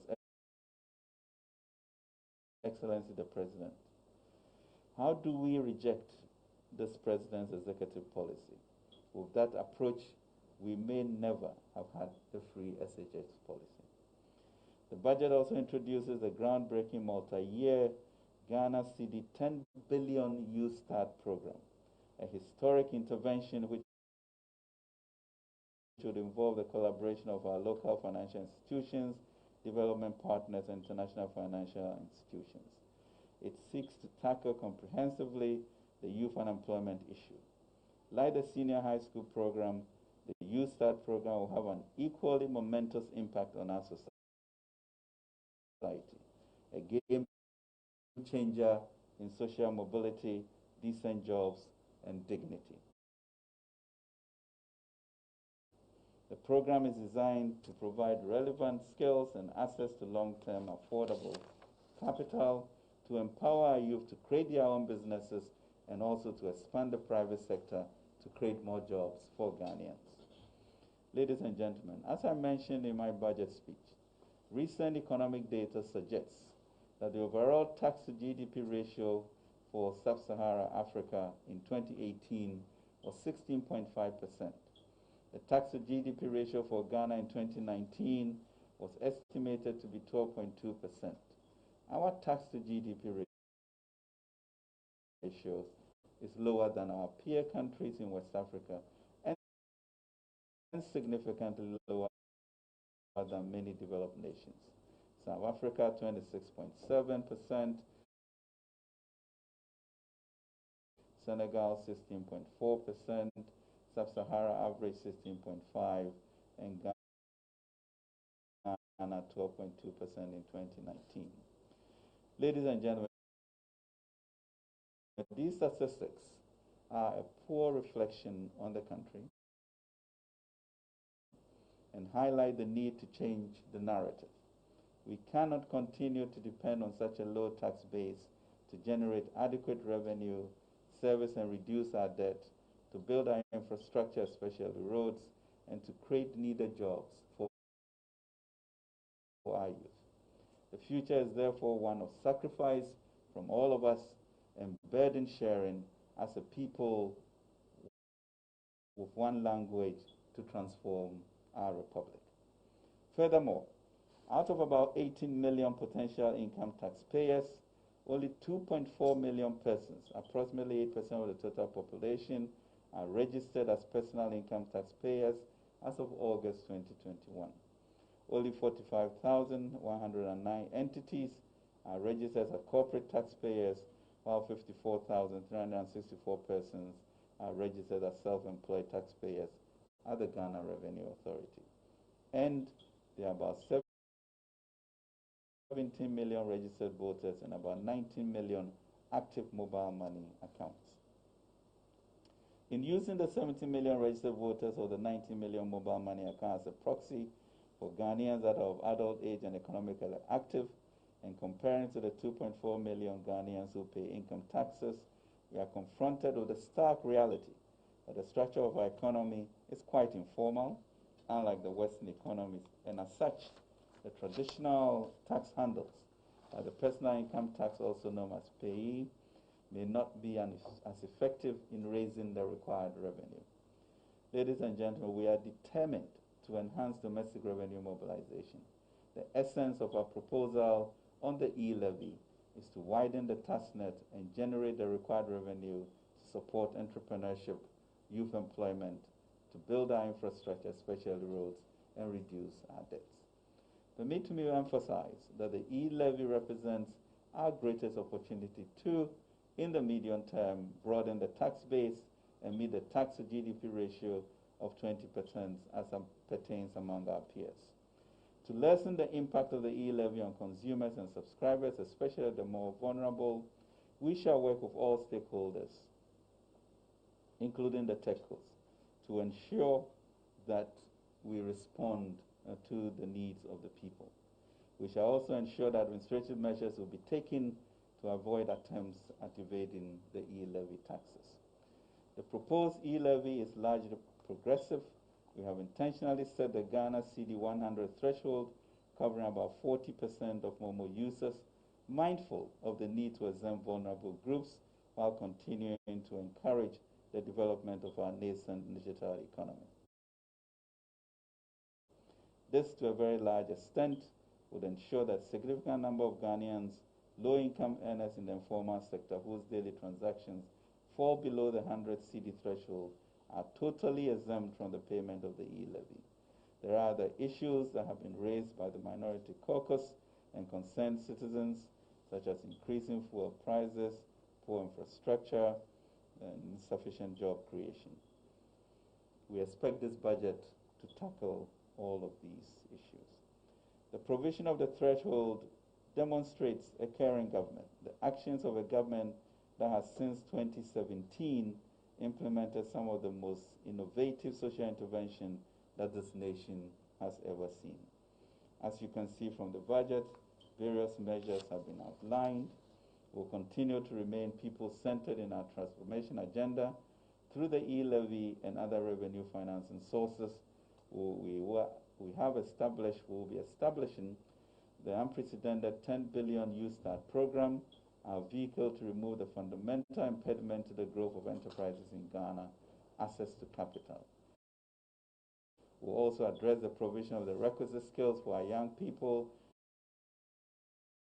to confidently start, manage, and expand their own businesses while expanding the private sector to create more jobs.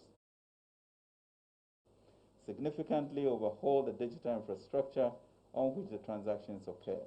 This is to increase the assurance and protection as well as security within the cyberspace. We will aggressively expand the digitization agenda to bring more convenience to Ghanaians. Efforts to improve the delivery of health by digitizing records, supporting platforms for e-pharmacy, and improving birth certificate issuance to newborns will be sustained with funding from this levy. And to expand road infrastructure, we are currently working with the Ministry of Roads and Highways to finalize all the roads to be supported by the e-levy. We expect to publish this list by end of this year. Fellow Ghanaians, putting a levy on electronic transfer is undoubtedly a new and innovative way of raising revenue for this country that leapfrogs.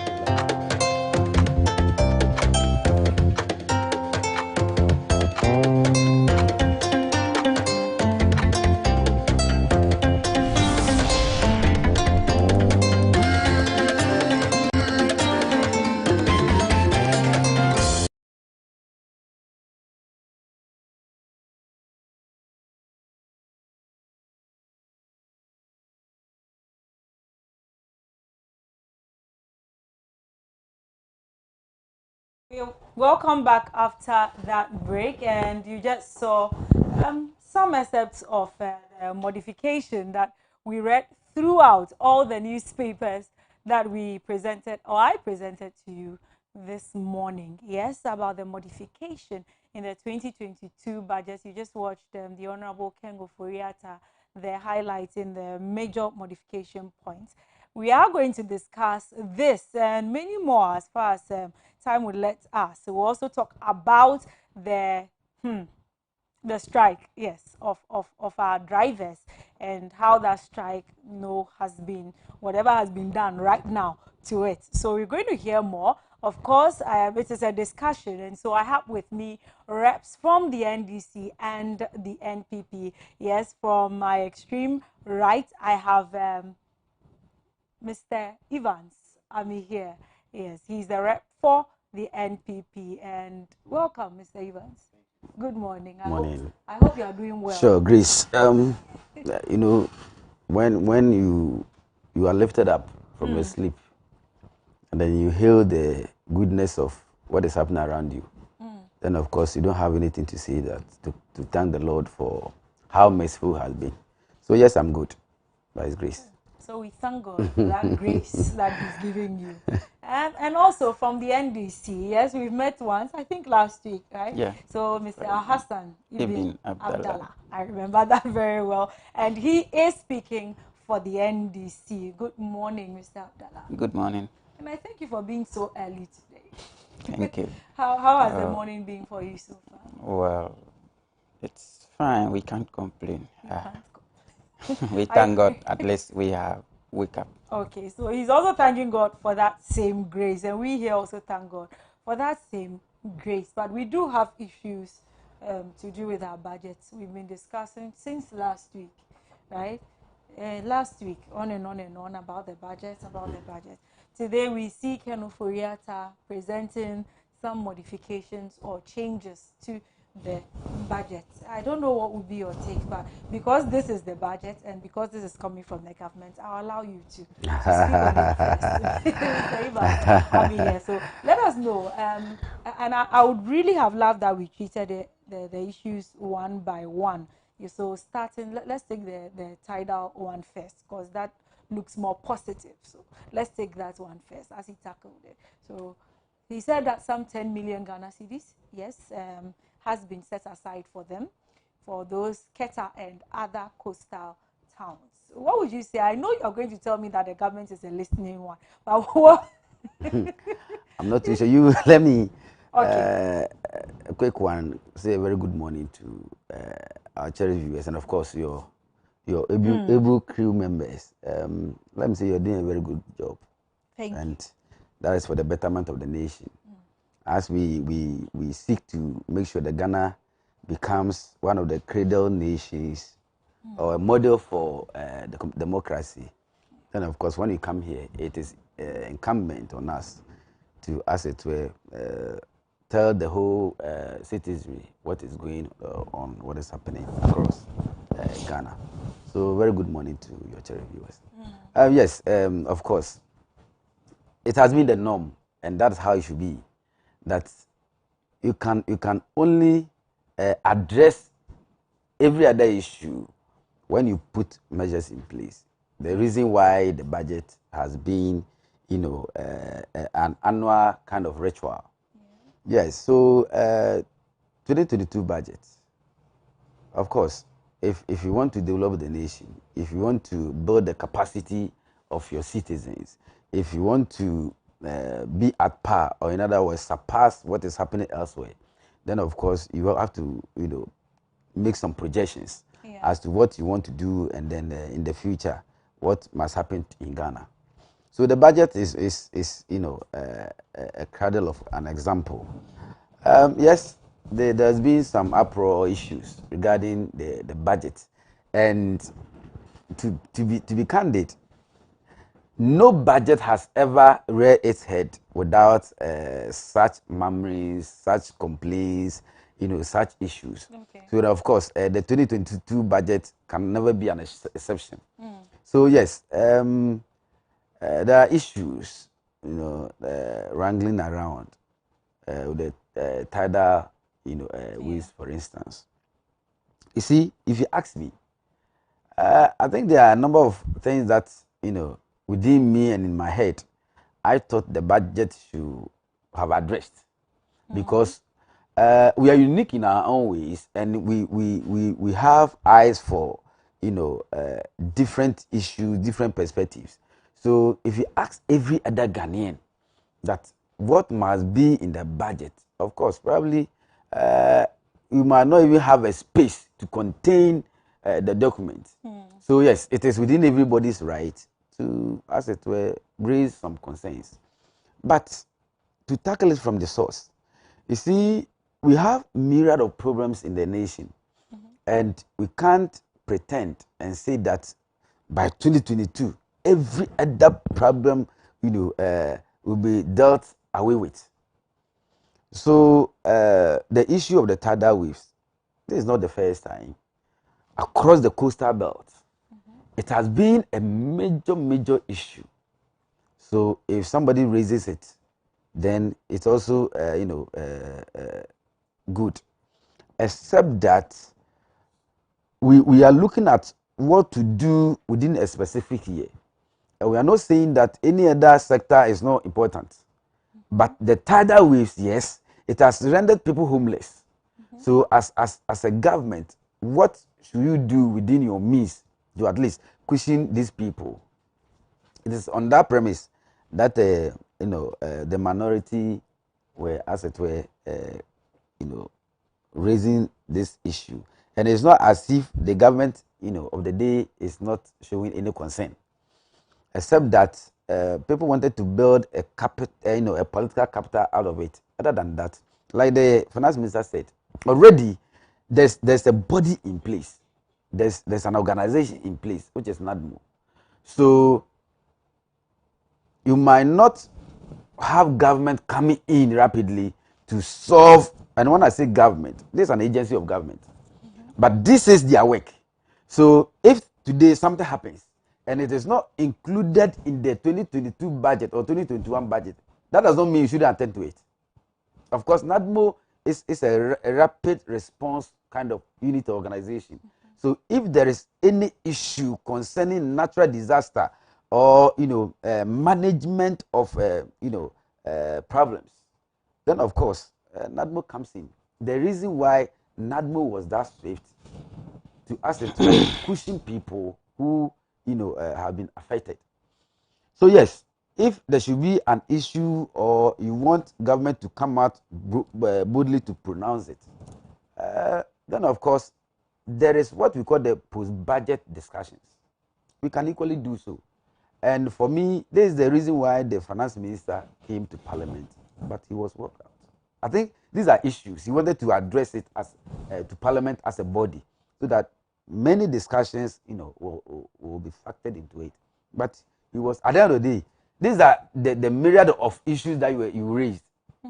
It's the same issues that he addressed yesterday.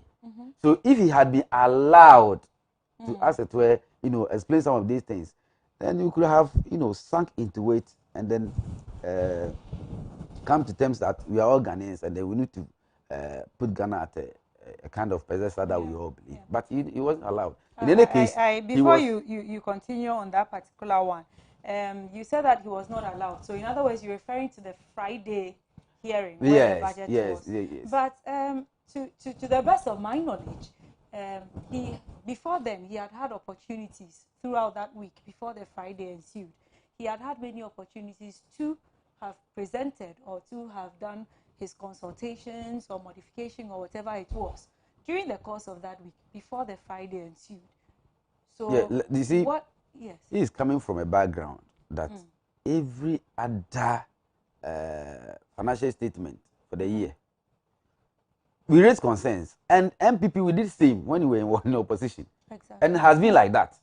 So when concerns are raised, it is only prudent that you come together and build consensus. Yes, and that is what the standard. Yes. All right. Yes. So when the finance minister came to Parliament, it was on the same agenda, bringing on board those issues or concerns that have been raised, and they will build consensus. Yes. Okay. And you cannot say because Parliament is the body that should kind of listen or come together and then build on a consensus. Then you can coerce or force Parliament even when they are not sitting. No, okay? but I think you are getting me a little wrong there. After the presentation of the budget, I'm trying to remember, was it 17th or 18th of November? 17th, yes, which was a Wednesday. Yes. Besides that 17th, from that 17th to the Friday where it was rejected, Parliament had met. Parliament had met, not even once, a couple of times. So I believe that the concerns of the minority had already been raised even before the Friday. So what happened then? He could, whatever consultation, whatever amendments to the modification, whatever explanation that the minister could have offered or had to offer. That's what I'm saying. Within that space. You see what happens when we are about to put budget in place. Okay. If this 2022 budget is approved, what happens by February, March is that there will be engagement, stakeholders meeting, and all is in the process of planning what will happen or the budget statement in 2023. Yes. Do you get it? Yes, I get it. So Parliament don't do pre-budget discussions, and that must be established. Then what? When you say that it likes quickly flickers a switch in my head. So what kind of consultation then was Ken Ofori-Atta requesting for on the Friday if they aren't free? That is what I'm saying. Okay. That when budget is read, Parliament come together and then debate. It is within the process of debating that such concerns are raised. That those who have issues with it are addressed. So those are Yes, when that one is done, then there's something called the budget framework. Okay, before we go to the budget framework, was that done? Was the debate on the budget? No, budget has been after the reading yes, of the budget. And so then was the debate? No. Debate wasn't done No, from not the at all. 17th. Not at all. Wow, I'm a little surprised. Yes. You see, when the budget was read, you don't have to. It was just an incumbent on both sides, kind of to move for the debate, but it didn't happen. That's where I'm surprised because I think I don't usually watch full episodes. So there was, but I did watch parts where they did raise issues. Yes. Exactly. So you raise issues when the motion is moved for debate. All right. So you don't raise issues when a budget is read, but you raise those issues when the motion is moved for the debate, and that didn't happen. Really. All right. So it's not as if Ken Ofori-Atta is as it were what in other contexts what was the necessary procedure for a debate to have been raised? Because I'm getting confused. I'm really getting confused. So the procedure is this: a motion will be raised, and then a date will be set where the debate itself. It can even be a day after the budget has been read, or 2 days, depending on the schedule of Parliament. All right. So when that is done, then few concerns here are raised, and then when the budget is put into the proper perspective, then we look at the framework. So then when Parliament accepts it, then it's going to be a working budget. So that is what happens. And you see, immediately the budget was read already, and it has been happening. Sometimes for us in MPP, we predict a budget that 2022 or 2021, 2019, this is what the NDC will do. So we bring an equal budget, and sometimes even when the budget is not read, we try as much as possible to perforate it, to sync the budget, to predict that they will raise fuel prices, they will okay. I get you. So these are some of the things that we do already, and that is exactly what NDC did. So the reason why the Speaker even did not allow the finance minister to, as it were, put down some concerns. When you say that, I'll have an issue with you on that. But before, but he was not allowed. No, I in fact, he was pushed outside. No, Friday was the final day, so I wouldn't allow you to say unless maybe you didn't watch it, or no, I'm not talking about the Friday. I'm talking about the subsequent. You see, it will be very, very unfortunate on our part to say that a student who goes to school every day and a teacher cautions you, learn, and you do not learn, and then on the examination day that student fails, that we will go and blame the teacher. No, you see, there has been you don't compare issues. This analysis to what I'm saying. You see, if a teacher tells you to learn, what I mean, learn what? Okay. Of course, we are in context. If I say learn, you should in a classroom and I'm telling my student learn, it should be in context. So you can't tell ask the teacher. That is fine. You see, learn what? You know what? When you want your student to get first class, for instance, and the student is an average student, okay, you give the student a space. You don't say because you want him to learn within a very short possible time, he must be at the top. Oh, but okay. if we compare that, relating that to the subject at hand, yes. It means that the 2022 budget could as well be discussed in 2022, maybe March or April, if we are talking about. Let me before my brother comes in, let me clear something.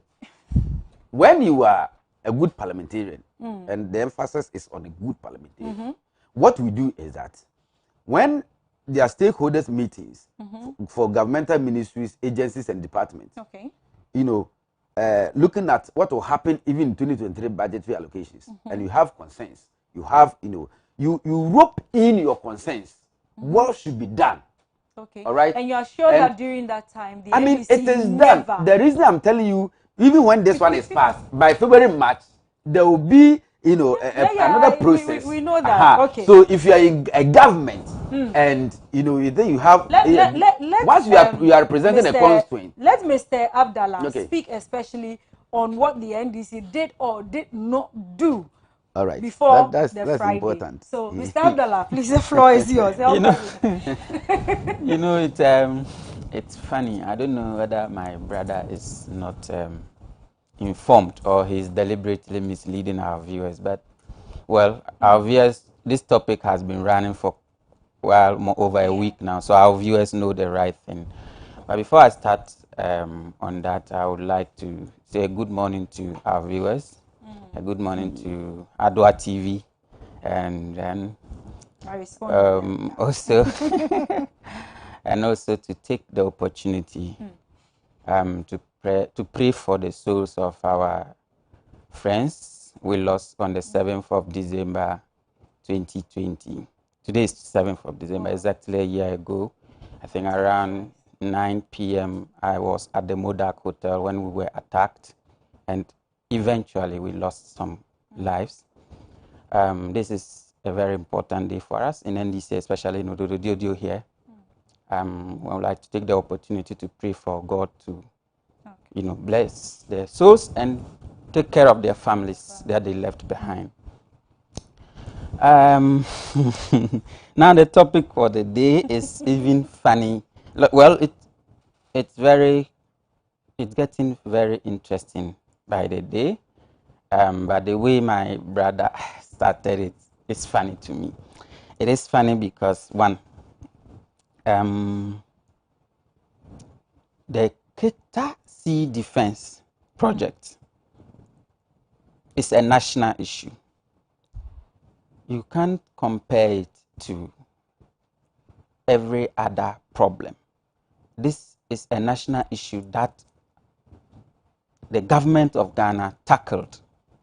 A solution had started and it has stalled.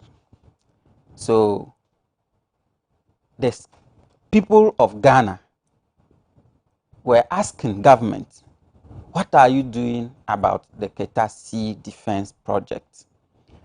This project is not just in Keta, it's cut across the coast of Ghana. When the disaster struck, people kept asking, why did you stop the defense project? When are you coming back? And the Volta regional minister assured Ghanaians that the project will be continued. And according to him, a provision will be made for it in the 2022 budget. So it was a shock to Ghanaians when we realized that a provision was not made for it. And that's why the minority was asking for provisions to be made for it in the budget. It's not like minority was doing it because it is their stronghold, just like what Napo said, that he will also lead Kumasi people because that's also their stronghold. No, that's not what happened. The project was going on. At a point, it stalled.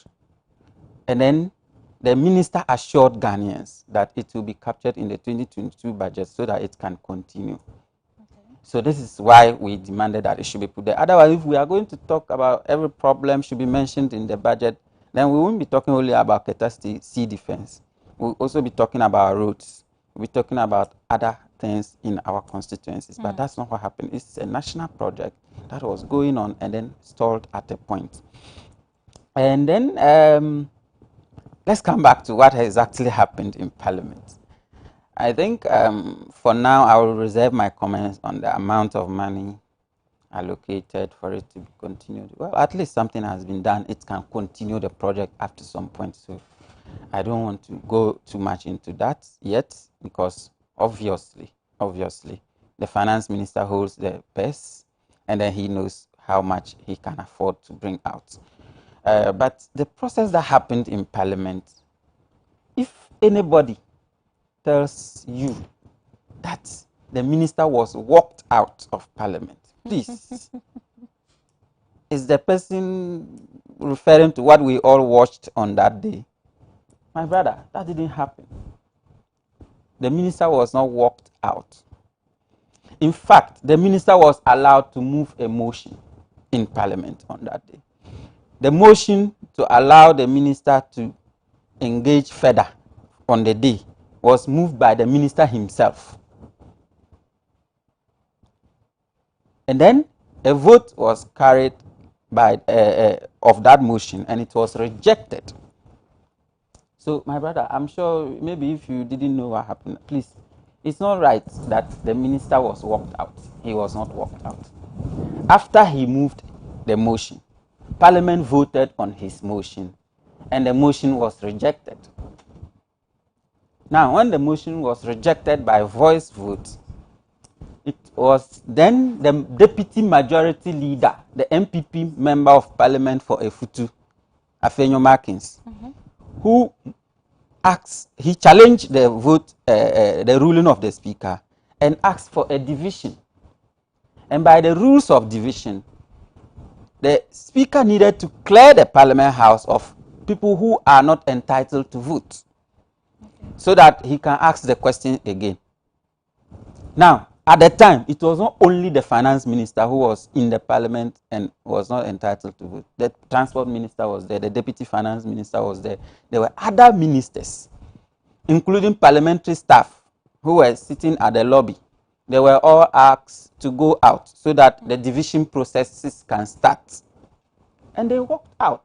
As the speaker was asking them to go out, the speaker warned that if you don't go, I will be compelled to ask the marshal to take you out. And they all walked out. The speaker didn't walk anybody out. I don't know where this new one too is coming from. Please don't do that to our viewers. They also watched it. It sounds.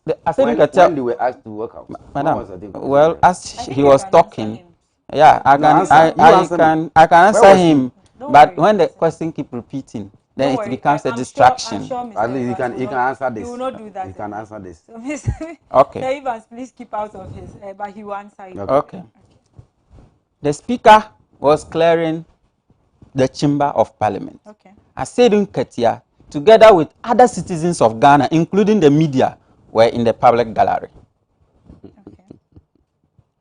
The public gallery is not where the MPs sit. The public gallery, any Ghanaian, including myself and yourself, can go and sit there when proceedings I are don't going want on. you continue. Please allow him to. And everyone knows that. I don't know why this is a contention. Public gallery is where Asedun Ketia was seated. The speaker cleared parliament of people who are not entitled to vote. And as he was clearing parliament, he warned, if I ask you to go and you don't go, I will be compelled to bring the marshal to take you out. And then they walked out. How did this tend to the finance minister was not allowed to talk, the finance minister was walked out? Please don't do that. It's not good.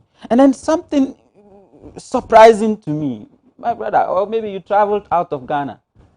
When the budget was presented on the 17th, they went for a post-budget conference. And then back on the 23rd, I think, yeah, on the 23rd of November, the debate started. And I remember very well when the debate started, the minority raised a concern that the normal practice is that whenever you are going to debate the budget, the finance minister will have to be in parliament. So that when you raise a concern that needs like discussion and bringing you together, he will take it up and then follow through. But in this particular case, the finance minister didn't come. So because of that, the minority asked the speaker to stop the debate until the finance minister is represented, so that they can continue in order for him to, follow their concerns and bring consensus. He refused to come. The speaker was compelled to let the debate continue without the finance minister. Throughout the debate on the 23rd and 24th, the finance minister didn't go. The debate went on. The debate went on all day with, the majority casting a lot of insinuations as though they didn't want any input of the minority. On the 25th, I think on 26th, the finance minister came. Yeah. Okay. The finance minister came for the first time on the 26th. The debate had gone on 23rd, 24th, and 25th. 3 days.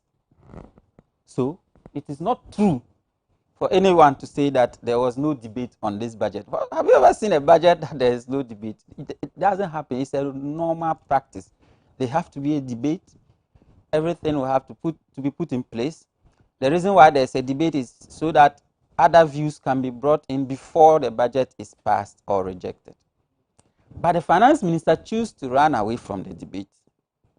He refused to attend any of the debate processes and only came on the 26th and asked that they should give him time to do consultation on the same day. That was very, very disrespectful to Parliament, and that is why Parliament rejected the budget.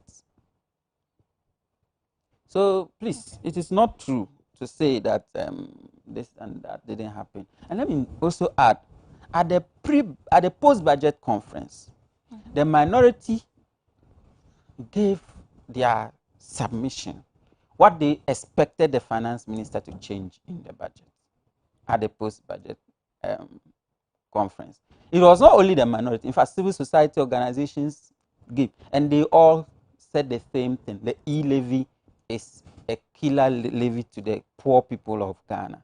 It is good to widen the tax net. Well, sorry, were these issues, especially when it comes to the very 5 points, of course, the e-levy included, were these issues also raised during the debates? As I said, I didn't watch them. I usually drop dead behind. During the debate, yes, the e-levy, all the issues we are mentioning were raised. All 5? All 5. In fact, okay, More than that. I And think about there were representatives of the NPP. The majority and minority were all there in parliament. In fact, before the debate, at the post-budget conference, it was raised. Okay. Everyone was there. The civil society was there. In fact, the NDC minority at the post-budget conference suggested that the e-levy should be scrapped.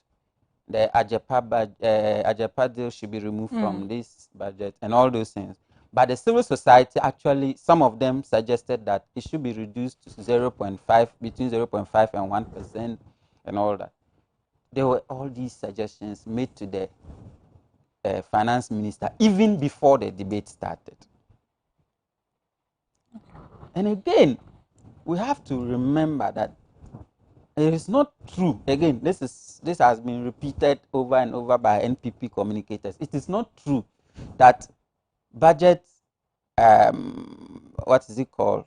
Budget amendments are done at the committee level.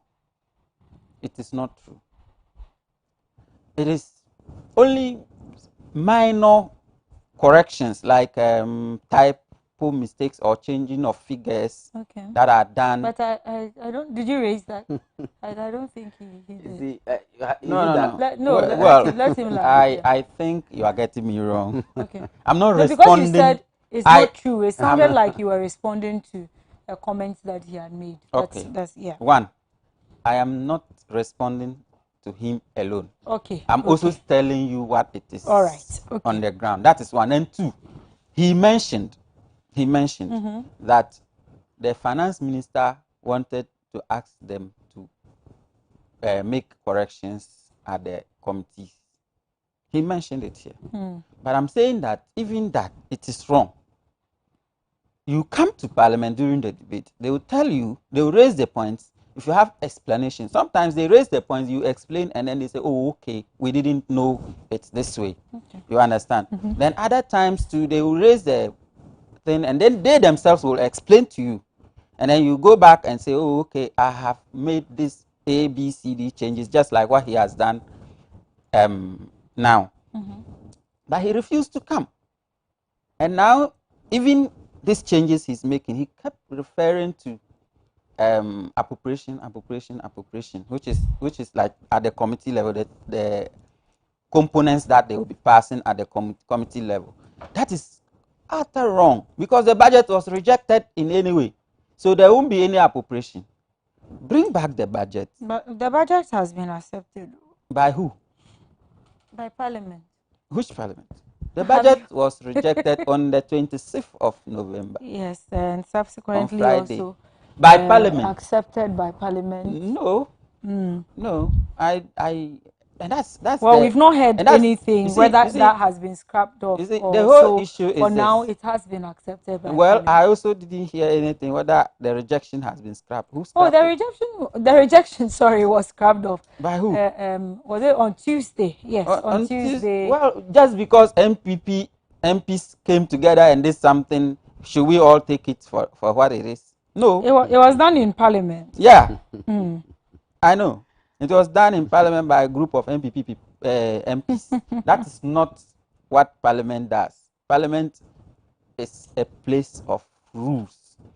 They make laws and they serve as check and balance to the executive arm of government. You can't just get up because you are in power and go and say what was done by Parliament. We have to. All right, so that's not true. I'll give Mr. Ivan Sami here. So yeah, as I was saying, the finance minister and actually the MPs, they are not helping themselves. They are not helping Ghana government. They are not helping us by the kind of position they have taken. Well, that's a perspective. If you, yeah, of course. If you want your budget to go, you don't come talking arrogantly. You don't come showing your muscles, because when you do that, the other party will do same. Okay. And then as we move on, you are the ultimate loser. So we are the ultimate losers, the citizens. Let me be honest with you. The citizens are not the ultimate losers. They Those holding power now are the ultimate losers. Let me tell you why. When it comes to words, the citizens will remove them and replace them with a competent administration that can work. Yeah, but and then their lives 3 move years on. is a long time for Someone's life. It depends. Business You see, to fail. it So depends. When you say 3 years, I agree with you. It's 3 years, of course. But it's 3 years only if they can manage the remaining of the 3 years. If they cannot, exactly if they my cannot, point. Why yes, we that's as what I'm saying. Ghanaians? If they cannot, the citizens will remove them even before the 3 years. Okay, all right. Let's hold on to that. I'll give you a minute to respond, and I want to bring in. Is it the end of my time? Yes, I'm 4 minutes. I'm start shocked that just a minute. He wants to. My brother here wants to portray himself as somebody who knows parliamentary procedures. For his information, I have not done between 2012 and 2016. I was a staff at Parliament. Okay. For his information. So good to have you so here. he doesn't know what actually transpires. In the parliamentary debate, you have 3 processes we used to vote: by division, by head counting, and then by the voice voting or those. When you ask somebody or those who are not parliamentarians to move out for parliamentary procedures to continue, and the reason why even those at the public gallery, you move them out, because if you're going to be a yes or no vote, because it's by voice note, you might not know who is saying yes, who is saying no. All right. The reason why the speaker asked them to go. But how can you, in the process, ask the marshal to move the finance minister out?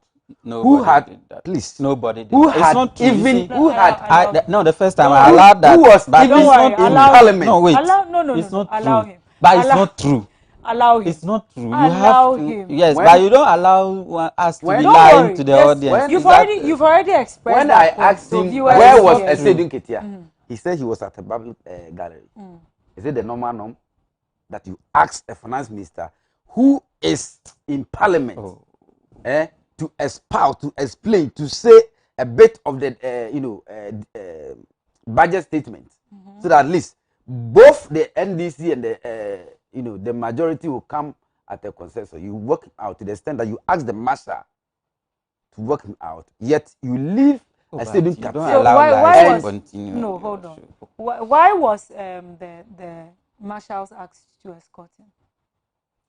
They were not asked to escort him. That's the way you ask your question, like validates. Don't worry. Don't worry. Hold on. No, but because they wanted to have a vote. All right. So you ask the finance minister, even when the majority was telling you, oh, he is here because of the modification of the budget. Okay.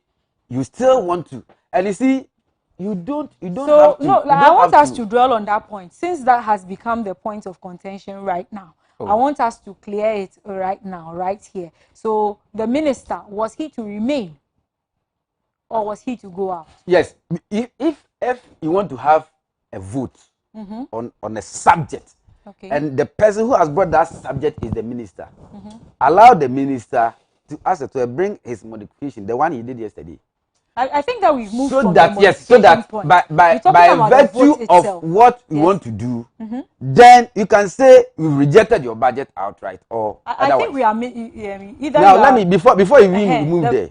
He said the budget was rejected because the minister disrespected. Mr. Evans. No. I want us to be so let's be very organized. He has even forgotten that we are discussing basic issues. The reason why the budget was rejected. Yes, and the Adoatv energy, the Ajapa, the tidal wave issue. You are not being saying the minister disrespected. You are not being fair. Can we say this? No. You are not being fair to me right now. Refer him to what we are discussing. I think we'll move ahead from here, since you are not allowing. Let me listen to what you are not allowing me to. What do you have?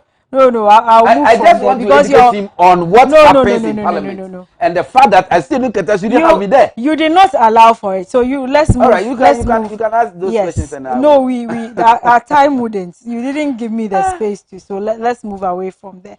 So still talking on the benchmark issues, I think that is one of the issues. Yes, we've heard about the tidal waves. You talked about the Japan a bit in both your submissions. So I'll leave that alone. But when it comes to the benchmark issues, this has not been talked about much, but he also talked about it. He said we shall avert any hardships to importers and consumers while safeguarding the interest of local manufacturing industries to secure and expand jobs for our people.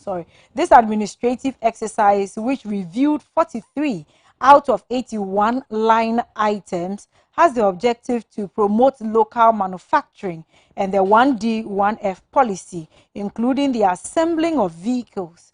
It is important to note that the adjustment affects only 11.4% of the total CIF value, of which 50% is for vehicles. It says, from our analysis, the potential increase in retail prices should be relatively insignificant, and therefore inflation should be muted. So I want us to talk exactly with a smile on your face. I'm seeing that you are ready. You are really ready for that. But I will start with Mr. Ami here again on this particular issue. He's saying that he has heard. So talking about the 11.4 adjustments, I don't know, but what do you have, and how are you going to explain this to the normal Ghanaian who is looking at all these things and thinks that this is a cause for concern? Because it means, for us, all we understand is that it means that the prices of certain commodities is going to increase, even including common commodities like sugar, etc. is going to increase. Now, so help us. Because of the commodities you're talking about, the corresponding increase. Now, let me tell you something. When we assumed power in 2017, on petroleum alone, there were about close to 15 taxes on petroleum. What it means is that you have the taxes more than enough, then it means commodities now becomes higher. You said there were how many? 15. 15. Right? 15. Okay. As I speak to you, we scrapped, I think 8 of them. Okay. Now, even at 7%, 7 taxes, you see how much the fuel is going up. If you had allowed the 50, okay, even the 7 current taxes, it puts the figure at 1 CD 90 pesos. So if you scrap the 7%, which is 1 CD 90 pesos, then prices come down to currently it's 6.7. Okay, so 6.8. 6.8. All right. Assuming it is even 6.9. Okay, 6 CDs 90 pesos. You take 1 CD 90 pesos out of it. So you become 5 CDs. 5 CDs. 5 CDs. All right. So currently, if you are looking for money to augment your budgetary allocations, which we don't have, because 2016 before the elections, we made Ghanaians understand that this is our manifesto, and our manifesto is loaded with so many projects and projections.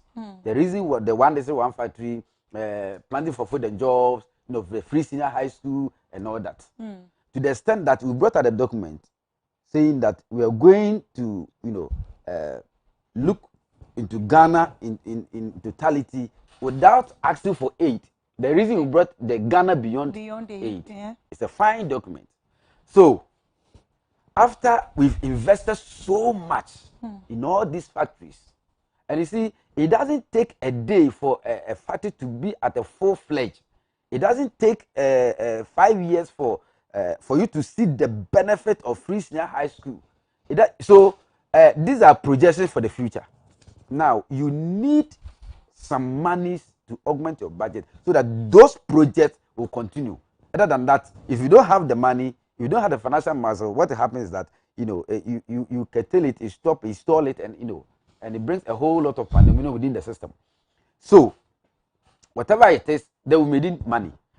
If you go to any other institutions or even a bank to for an interest, what happens is that because of a sudden pandemic, then you have whatever you take at a very high interest rate. All right. Okay. So then we have to look within what we can do so that we can show some inflationary kind of rates. Now, the coming into effect of this budget in Greater Accra alone, I'm giving you some basis so that I delve much into what the question asked. In Greater Accra, the whole Ghana is taking it's 90% of taxes from Greater Accra. Can you imagine? Yeah. 90% of Ghana's taxes in Greater Accra. So you have Kumasi and maybe Western region giving you just 3%. How about the other regions? Virtually nothing. So what happens is that now you have to broaden a certain tax net to the extent that if you have 50% who are paying taxes within the formal sector, how about 85%? All right. What it means is that if you are working at a governmental agency, before you get your salary, then you've been taxed. Yeah. Okay, and other issues. If you want to use same tax to build infrastructure for 30.8 million Ghanaians, we will always be at a deficit. Of course. So let's, of course, widen the tax net. The reason why this e-levy and the other taxes are coming on board, so that within our means, we can continue with the project. Now, the 50% of taxes that we scrapped off but has been brought again. When you go to the international market, because you don't manufacture enough cars here, you go to the international market. Now, prices of cars that used to be at maybe $500 is going for 1,000, depending on the car that you want to. Okay. Now, we need money to foot bills for the nation. Okay. So let's see how we can also gather money from those who have been importing cars, so that at least anybody at all can pay a tax. But as we are doing that, of course, there are certain things that the government doesn't have power over. Okay. Especially when the freight rate, shipping loaders, forwarders, whatever you call it. Okay. Before COVID, a 40-footer container, for instance, I don't know the price now, but a 40-footer container is charged maybe $20,000 or let's say $10,000 today as we speak. And it's not only happening in Ghana. If you go to Japan, if you go to Germany, if you go to within that industry, they are charging almost $120,000 dollars. If you're an importer of cars, if you're an importer of maybe raw materials for factories, if you're an importer of agri inputs, then what do? Do you put that price for consumers, or you want to keep it because you are an importer? Whatever it is, it will have a rippling effect on prices in the market. And those ones, the government doesn't have enough clout to say, oh, because importers are doing this A, B, C, D, they have to. Other than that, it will affect everything that you are projected. So now, those who are importing cars, let's see if you can get something small from them. Those who are, exporting, what can we get? So it's not as if you want to put burdens on every other Ghanaian, but at least let's take out something small from all the sectors, so that putting it together, we can have a very powerful kind of money to, as it were, address our road system, address our water system, address, and to be fair with our viewers and yourself. Okay. I cannot sit here and say, even when you are taxed 10 pesos, if it is 1,000 and you are taking 10 pesos, it's no more 1,000. All right. So of course it has an effect on yourself, on your budgetary allocations. So I don't want to sit here and pretend as if everything is all rosy.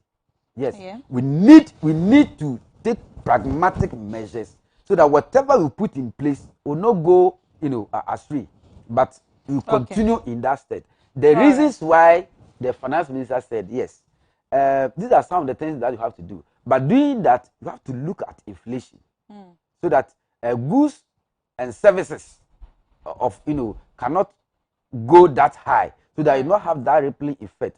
Even though you are taking money from you, what else must you do? If we are taking 10,000 from you, for instance, and that 10,000 can buy 20 bags of rice. You've exceeded The your time by government must do something so that at least that 10,000 can buy 20 or 15. All right. I understand. So these are some of the things that government is doing, and yes, I'm not saying yes. that we've gotten that. there gradually, little by little. I do still have some questions in your no problem. submission. The reason we are here, because of time, I want him to, maybe he will post them to you or you. All so right. let him. If he doesn't, I'll bring them up. So Mr. Abdallah, help us. Yeah. You see, I was getting a little bit lost. I don't know whether we were discussing petroleum prices and its related issues, or we were discussing the benchmark values. I think your topic is the benchmark that you asked about. Okay, so the minister yesterday mentioned that they will now listen to the minorities' proposal to rethink about removing 50% benchmark on some imported products. I think, first of all, the idea was to cushion traders so that products will be affordable, at least to Ghanaians, and stem inflation. Along the line, producers in Ghana also complained. And so there was a need to look at a balance where producers will also have a chance to compete with importers, which is a good idea. Of course, we like to support Ghanaian producers. Okay. Made in Ghana products are good. That's why I like buying made in Ghana products. But if you look at the items they listed, about 44 of them were not manufactured in Ghana. I think the last time I mentioned them here, so things like clinker that they used to manufacture cement, you can't get it in Ghana.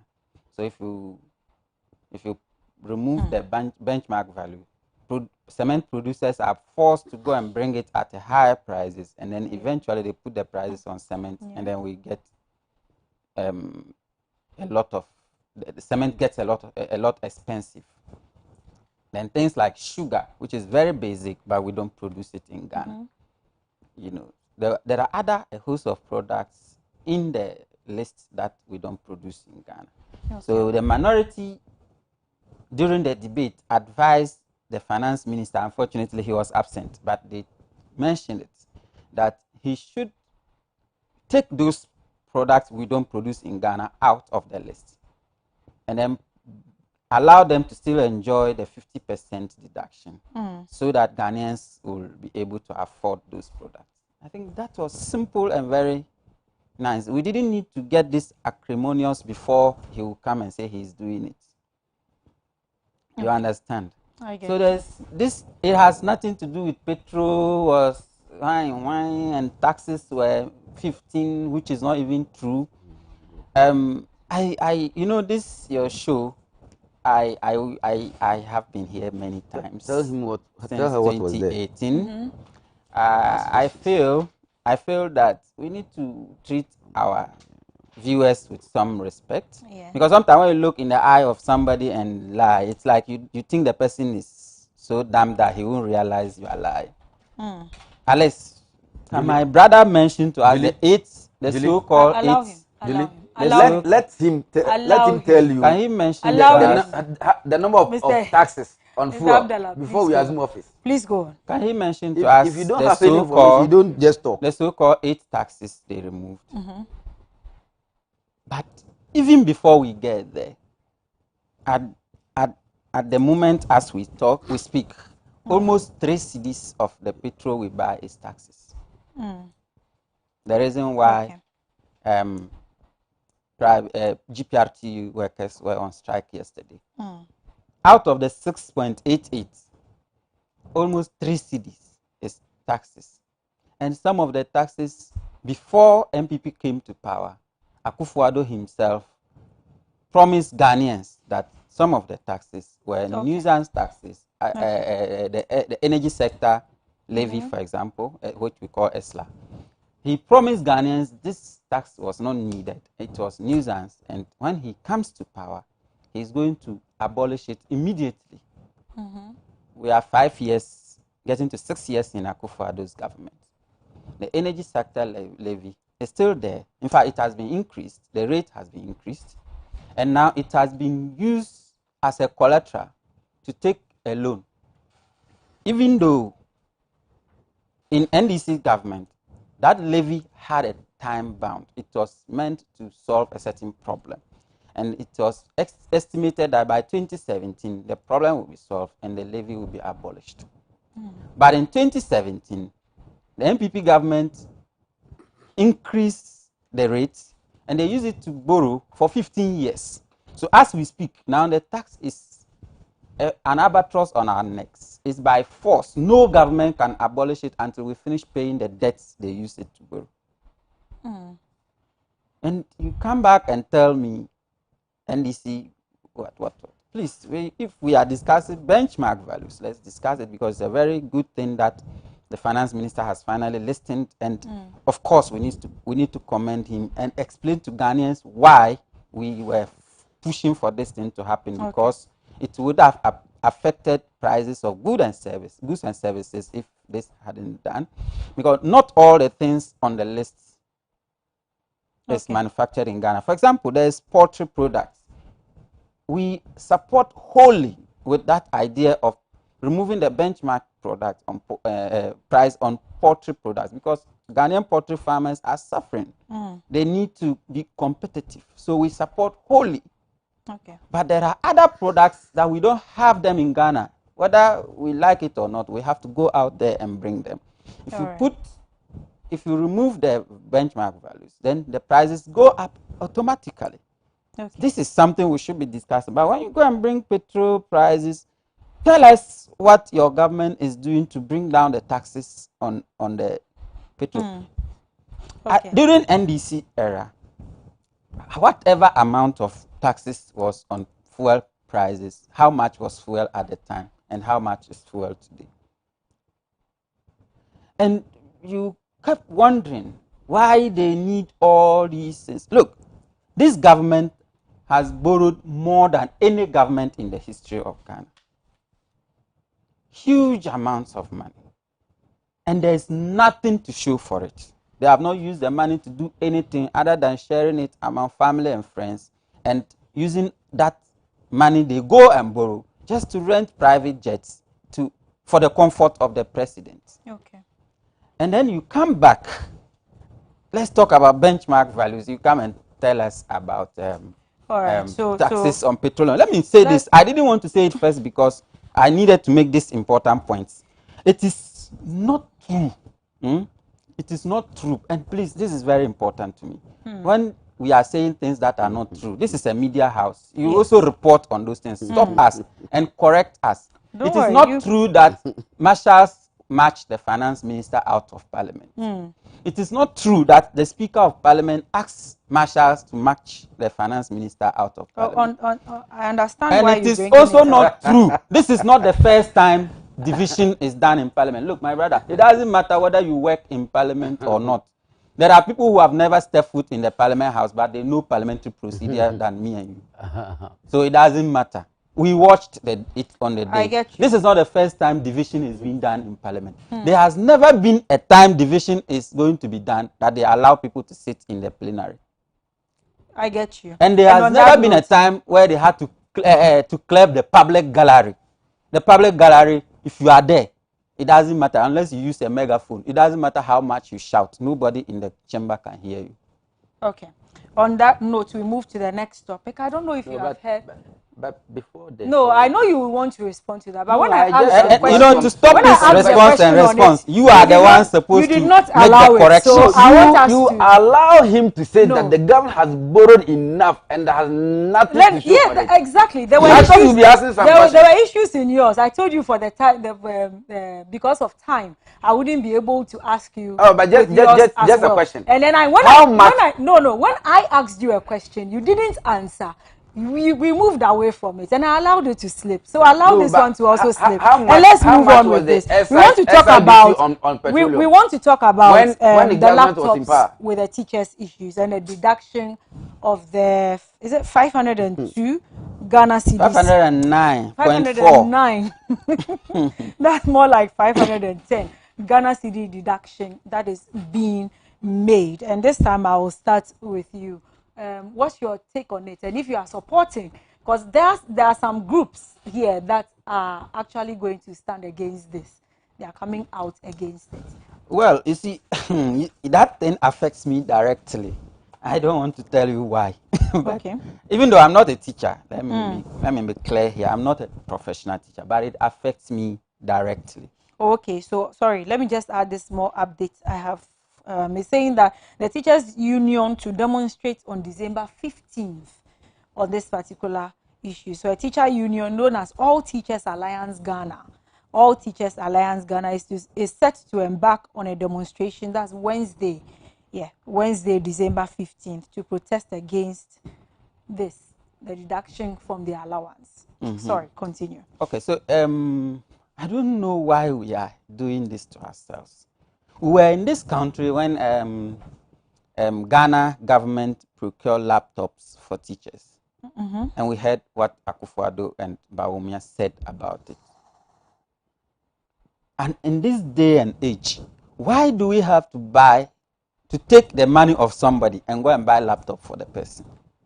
Who in Ghana doesn't have a laptop and who is a teacher now, a professional teacher, that he cannot afford to buy a laptop?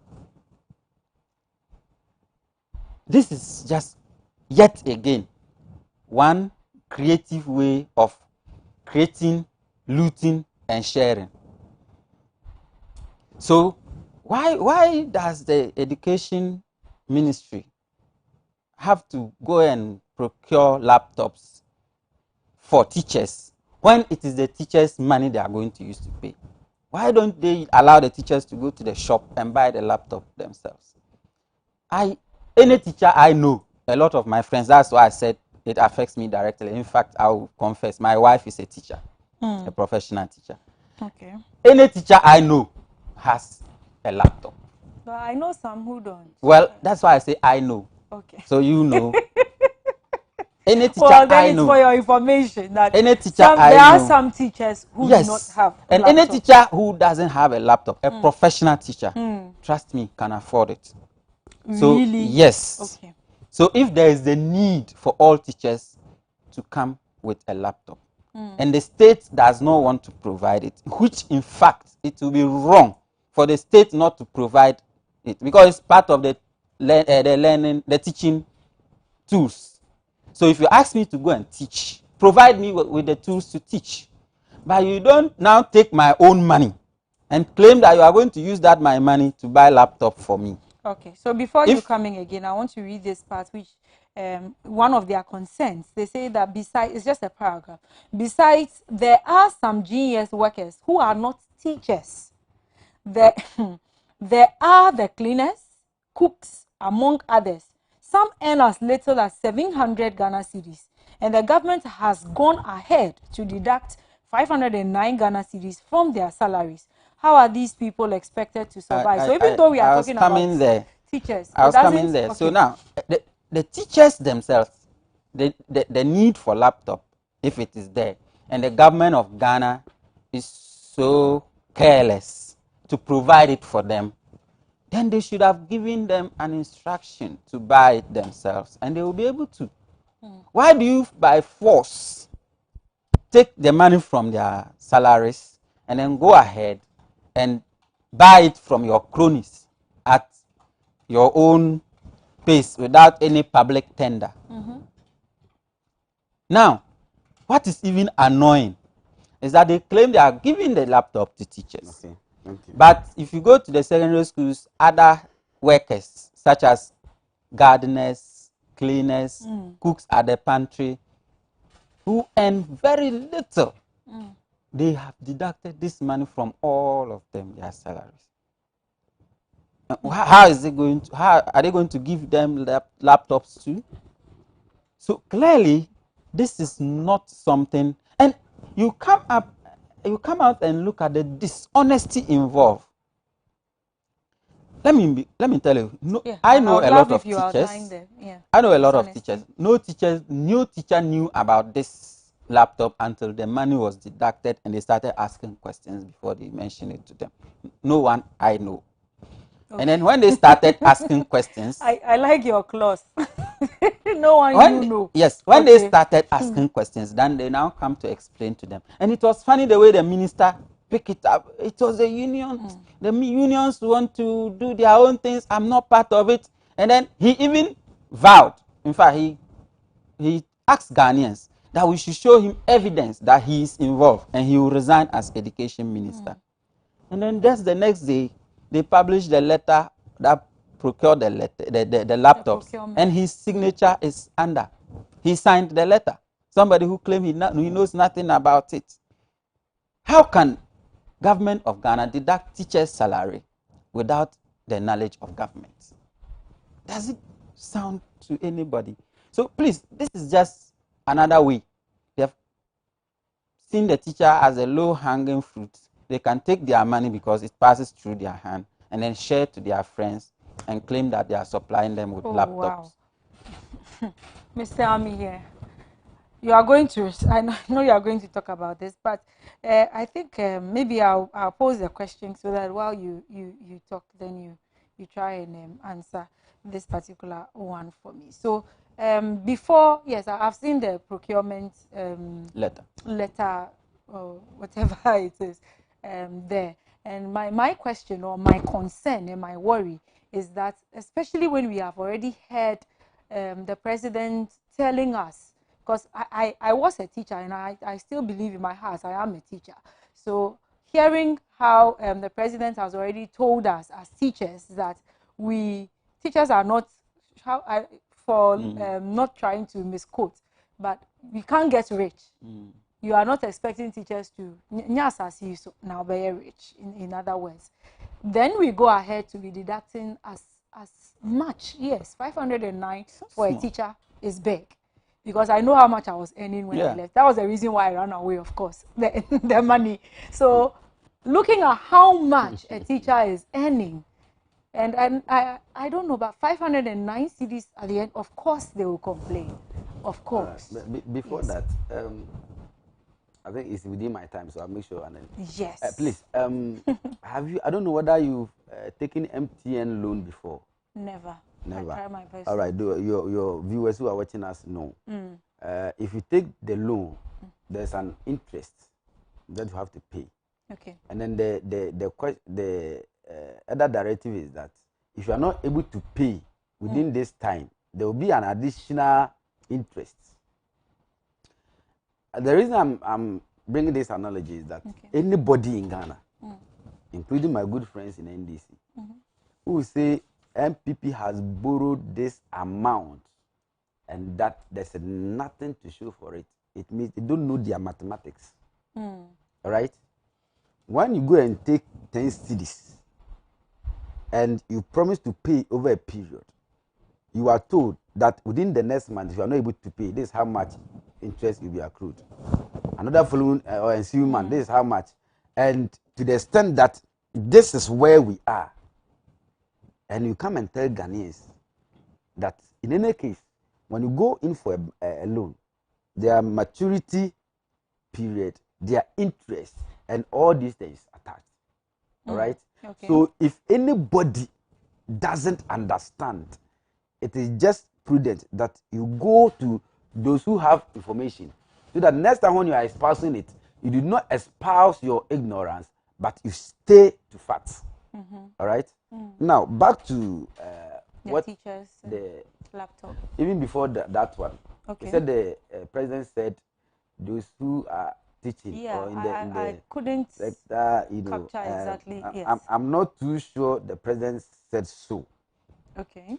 What happened is that there was an occasion, and then he said, "Oh, people are saying that if you're a teacher, then you don't get your reward here, but you get your reward, you know, literally. Yeah. You get your reward in heaven. Mm. But teachers are very important in the economic sector to the extent that even him as a president has passed through the hands of various teachers, and today he's a president. So it was out of, you know, context. People kind of misconstrued what he said. You know, he was eulogizing teachers and how important they are, except that he used that analogy to the extent that, oh, people are saying this how, you know, teachers should be treated, that they can only get their reward in heaven and not in, you know. So the president has never said that the profession or the teaching profession is that bad to the extent that, you know, there shouldn't be any reward. In any case, we are the only government who has recruited more teachers than any other government since the colonial days. All right. Okay. So you cannot downplay the effort and then the commitment of teachers, and at the same time, you know, remunerate them or, you know, bring. How can the president say so? A president whose tenure has seen teachers taking back their allowances, has seen nurses taking back their allowances. I mean, you cannot afford such a president than to, as it were, applaud him. So the president didn't say so. That's a fact. And then again, you see, when anybody says that it's just a mere laptop and that the teachers are crying, some people, I'm not too sure whether you listen to the leadership of NAT, the leadership of other, you know, unions. Julie? Yes. You see, I don't know whether you are aware that we brought new curriculum to, as it were, match what we intend to have or do in the future. I know there's a new All right. And you see, there was an issue in the media space that the curriculum has been, you know, destroyed to the extent that there are no even textbooks, there are not, you know, teaching aids and materials. Now, this is not an ordinary laptop, the one you can go to Circle and then buy. All right. What the government intends to do, and the government didn't do this in isolation. The fact must be established that you have hierarchy or leaders of various unions. Okay, so you cannot be there and then the next moment your salary is being deducted because of like laptop. Or it is meant for specific teachers who have specific subjects, who have specific roles to play. So what about the gardeners and the cooks that are there. complaining? I'm honestly, my first time I'm hearing this from you. Okay. Actually, not from me. It was coming from the teachers. All right. I read it. You see, in as much as we are doing politics, it will be worthwhile that people do not hide behind some, excuse my language, some scrupulous people to vomit any other thing. Okay. You see, even in government, and I'm not too sure in Adoatv, when your salary is 500 and you go for loan, that, you know, will take a monthly deduction of 400 out of 500. Adoatv, management of Adoatv will accept this. It's not acceptable anywhere. Go to the bank, take your bank statement, go to the bank, and then ask them you want a loan amount of this, and see whether they will not refer to your bank statement, how much you earn and how much you can pay. So the conclusion of that particular statement is that the gardeners, the cooks who are complaining of the deduction. I'm surprised. It can never be that you earn 700 and then 500, a whooping 500 is deducted. I mean, can you imagine?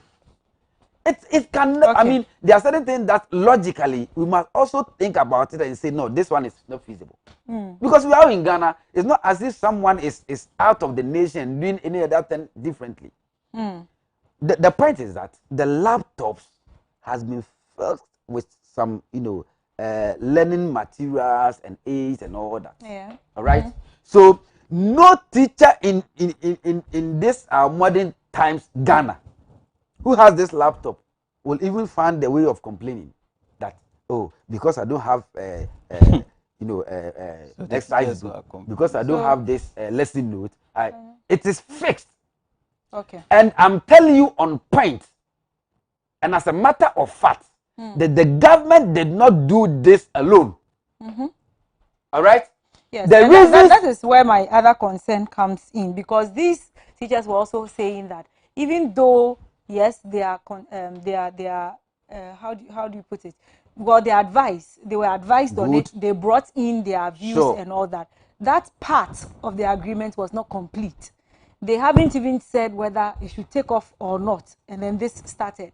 The deduction started. So that is the number one of the grievances that they are laying out. That yes, we were contacted. You tried to seek our views and all that. We haven't finished telling you whether we agree to it.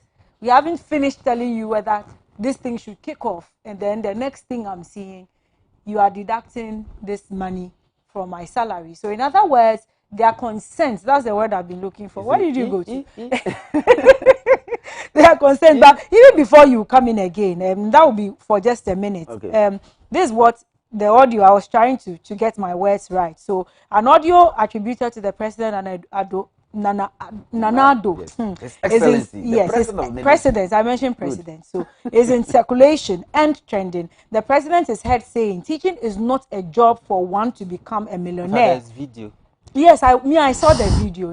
I saw and then I saw and heard. So for me, I saw that. So teaching is not a job for one to become a millionaire. The president said that teaching is a sacrificing job and that one cannot teach and expect to become a millionaire. He added that although teachers do not deserve to be poor, so he added that the profession is just a contribution job to the welfare of the society. And for teachers like us, we didn't take that. I remember in that week we didn't take it easy at all. But that said, let's clear on that matter. So for the 1 minute, I wanted us to discuss their main, and these are teachers. I want to president, let me put it in the right perspective. The president was saying, you look at any other profession, and these professionals are handled by teachers.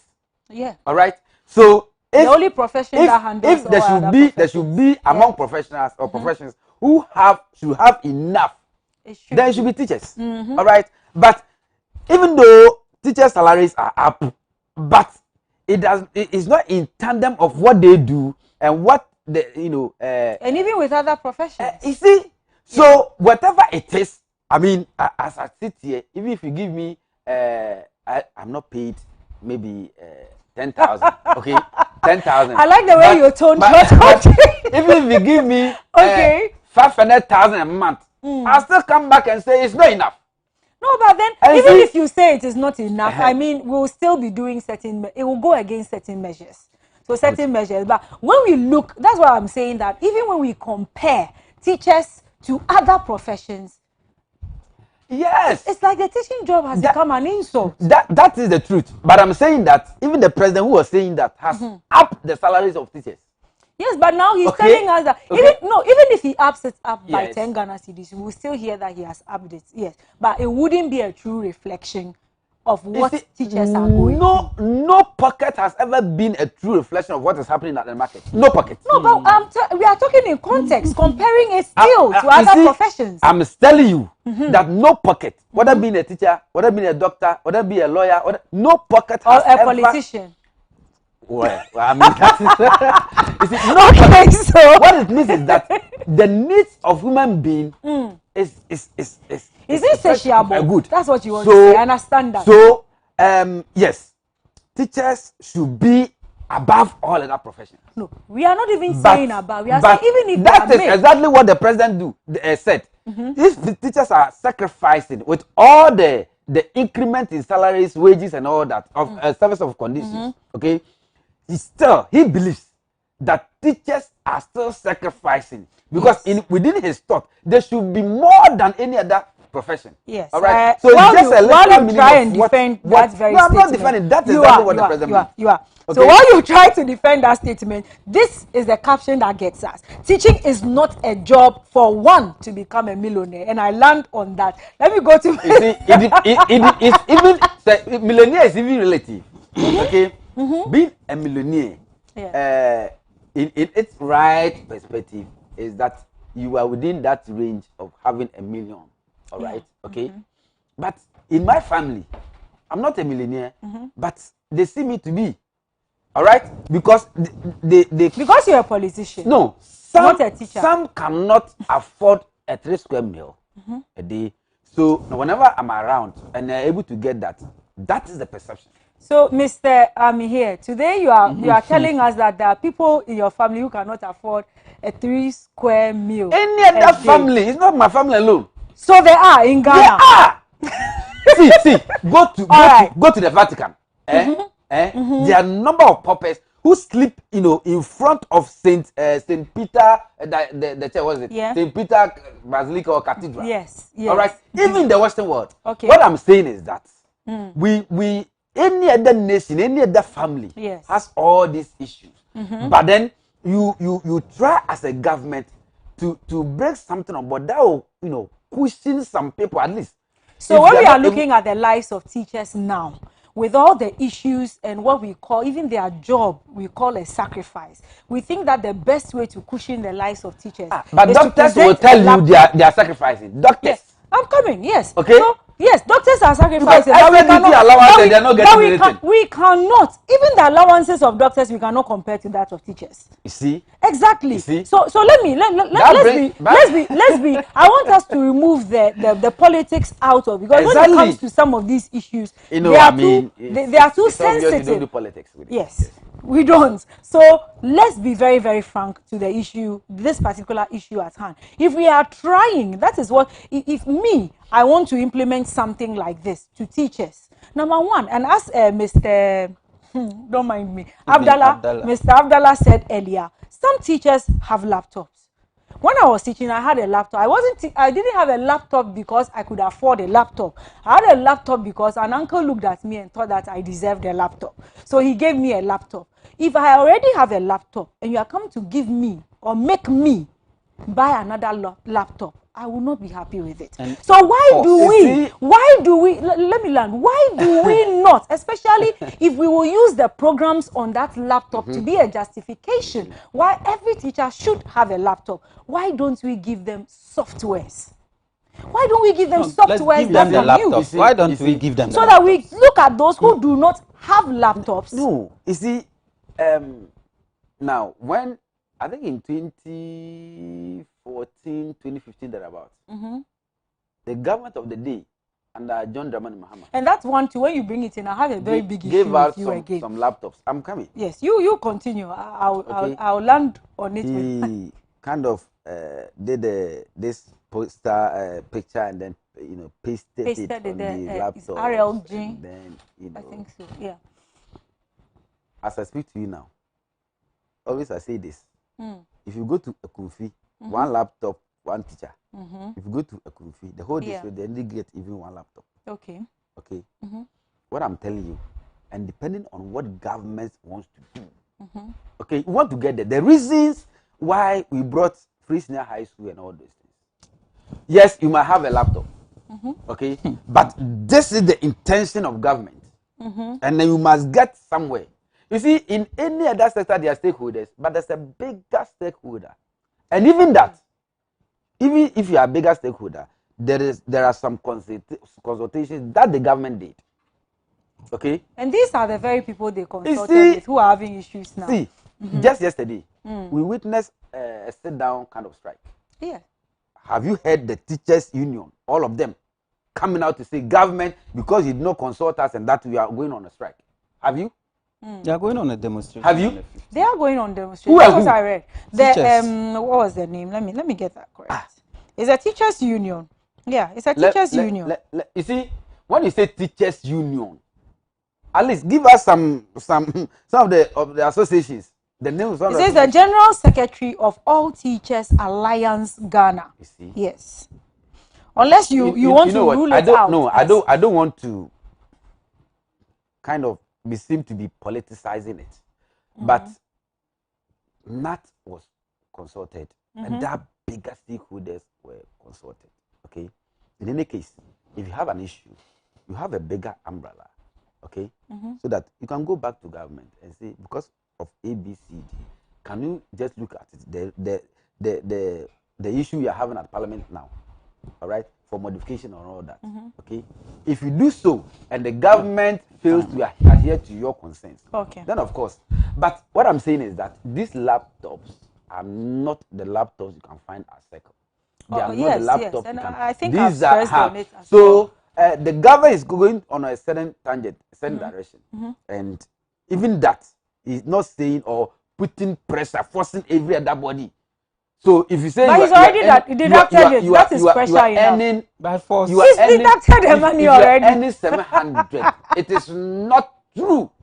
You said it's not true that somebody is earning 700. Yes, it is not true that the government will deduct 509 cedis out of the 700 that you are paying. Okay, I believe on the 15th because for me I don't know anybody who is really complaining on that. But MTN loan something. You can ask some of your people when they will tell you. Yes, they made it clear. It says besides there are some GES workers who are not teachers. That is even what bothers me the most. Teachers? They are not teachers. They are cleaners, they are cooks. So we say they are the non-teaching staff. Imagine? And of course, the non-teaching staff do not earn as much as the teaching staff does. But then, it's the same. So since it's the same 509 Ghana cedis, that is the question we will have for the government. Once they have this alliances association, at least they should be able to ask the reason why they are. That is why they are demonstrating. So, yes, that's why they are demonstrating. So we come. This is a very, very sensitive issue. Very, very sensitive. And if you, for me, maybe because I've been there before, that's why. Because I know how much I was being paid, and if this amount was to be deducted, hey, especially when you have I would have been in Parliament for 100 So help me with that. Any just 1 minute. I know you do have some holes to punch. You said 1 minute. Yes. I thought you've talked on this already. You started on this topic. Yes. Myself. Oh, okay. I also have another minute. Then yeah. But just short. Yes, I know you. The borrowing in Ghana. If you go and talk about MTN, whatever, it's loan, then you are rather displaying your ignorance. You know why I'm saying this. Now listen. Now listen to me. Okay. Okay. The so-called MTN loan, people take it, and then when they don't pay on the right day, then they will increase the interest as they go. The more days, the more interest. I don't know how that relates to Ghana's borrowing. He didn't explain to us how that relates. But let me tell you, maybe I assume that he was trying to say that the borrowing we are saying in Ghana includes interest. Yes, which maybe we've not. That's what I assumed as well. That good. We're not able to pay on time. Good. So I'll tell him.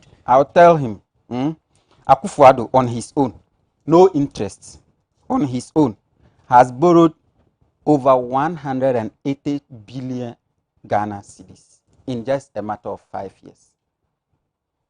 The recent one being in March 2021. In fact, after March 2021, there has been another. There was no interest on that loan. No, I'm coming. Okay. I'm telling you the value without its interest. Oh, okay. The value with its interest, it will go up to 210.4 billion Ghana cedis. But because he mentioned interest and loan, I'm just finding it. Maybe I have to explain to him so that he will understand that even without the interest, he borrowed over 180 billion Ghana cedis. Okay. It has never happened in Ghana's history. And because of this borrowing, Ghana's public debt has risen to 76.66% of GDP. Okay.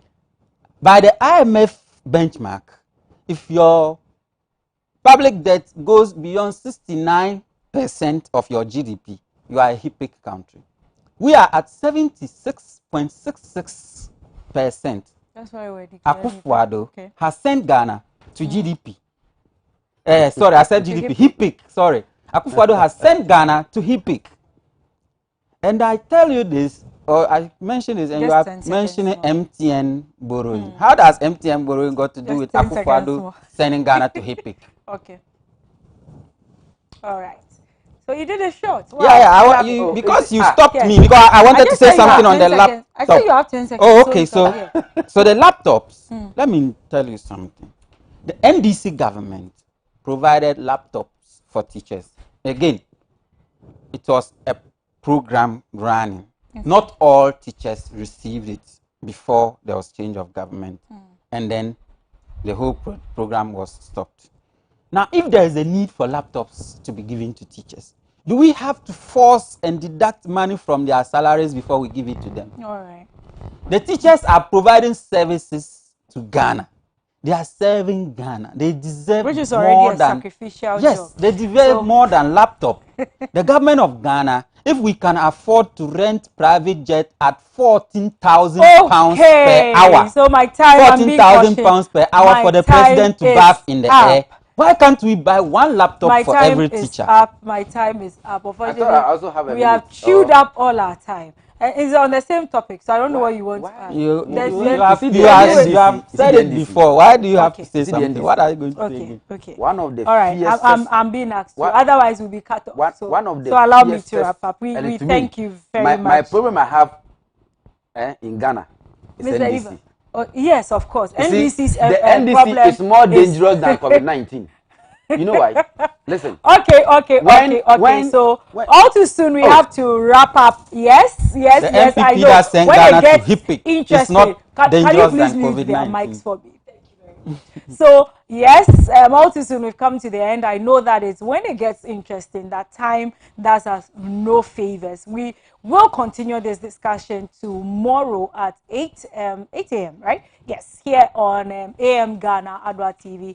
Thank you to the AM Ghana team. Thank you Nanyama earlier on for the news. Thank you Captain McLean, yes, to our camera crew, to everyone on the MCR, all that. We say thank you, and also to you, our viewers, for making this show, yes, a very good one because of your inclusions. Unfortunately, I wasn't able to read anything, but we will read them, and we'll continue. We promise to continue to bring you the best. Remember that you have to get up, get off. It's never too late. The end is not near. It's not today. So get up. Do some changes, modify your life. Even the budget is being modified. We'll meet here tomorrow at 6:30 with the news. Thank you.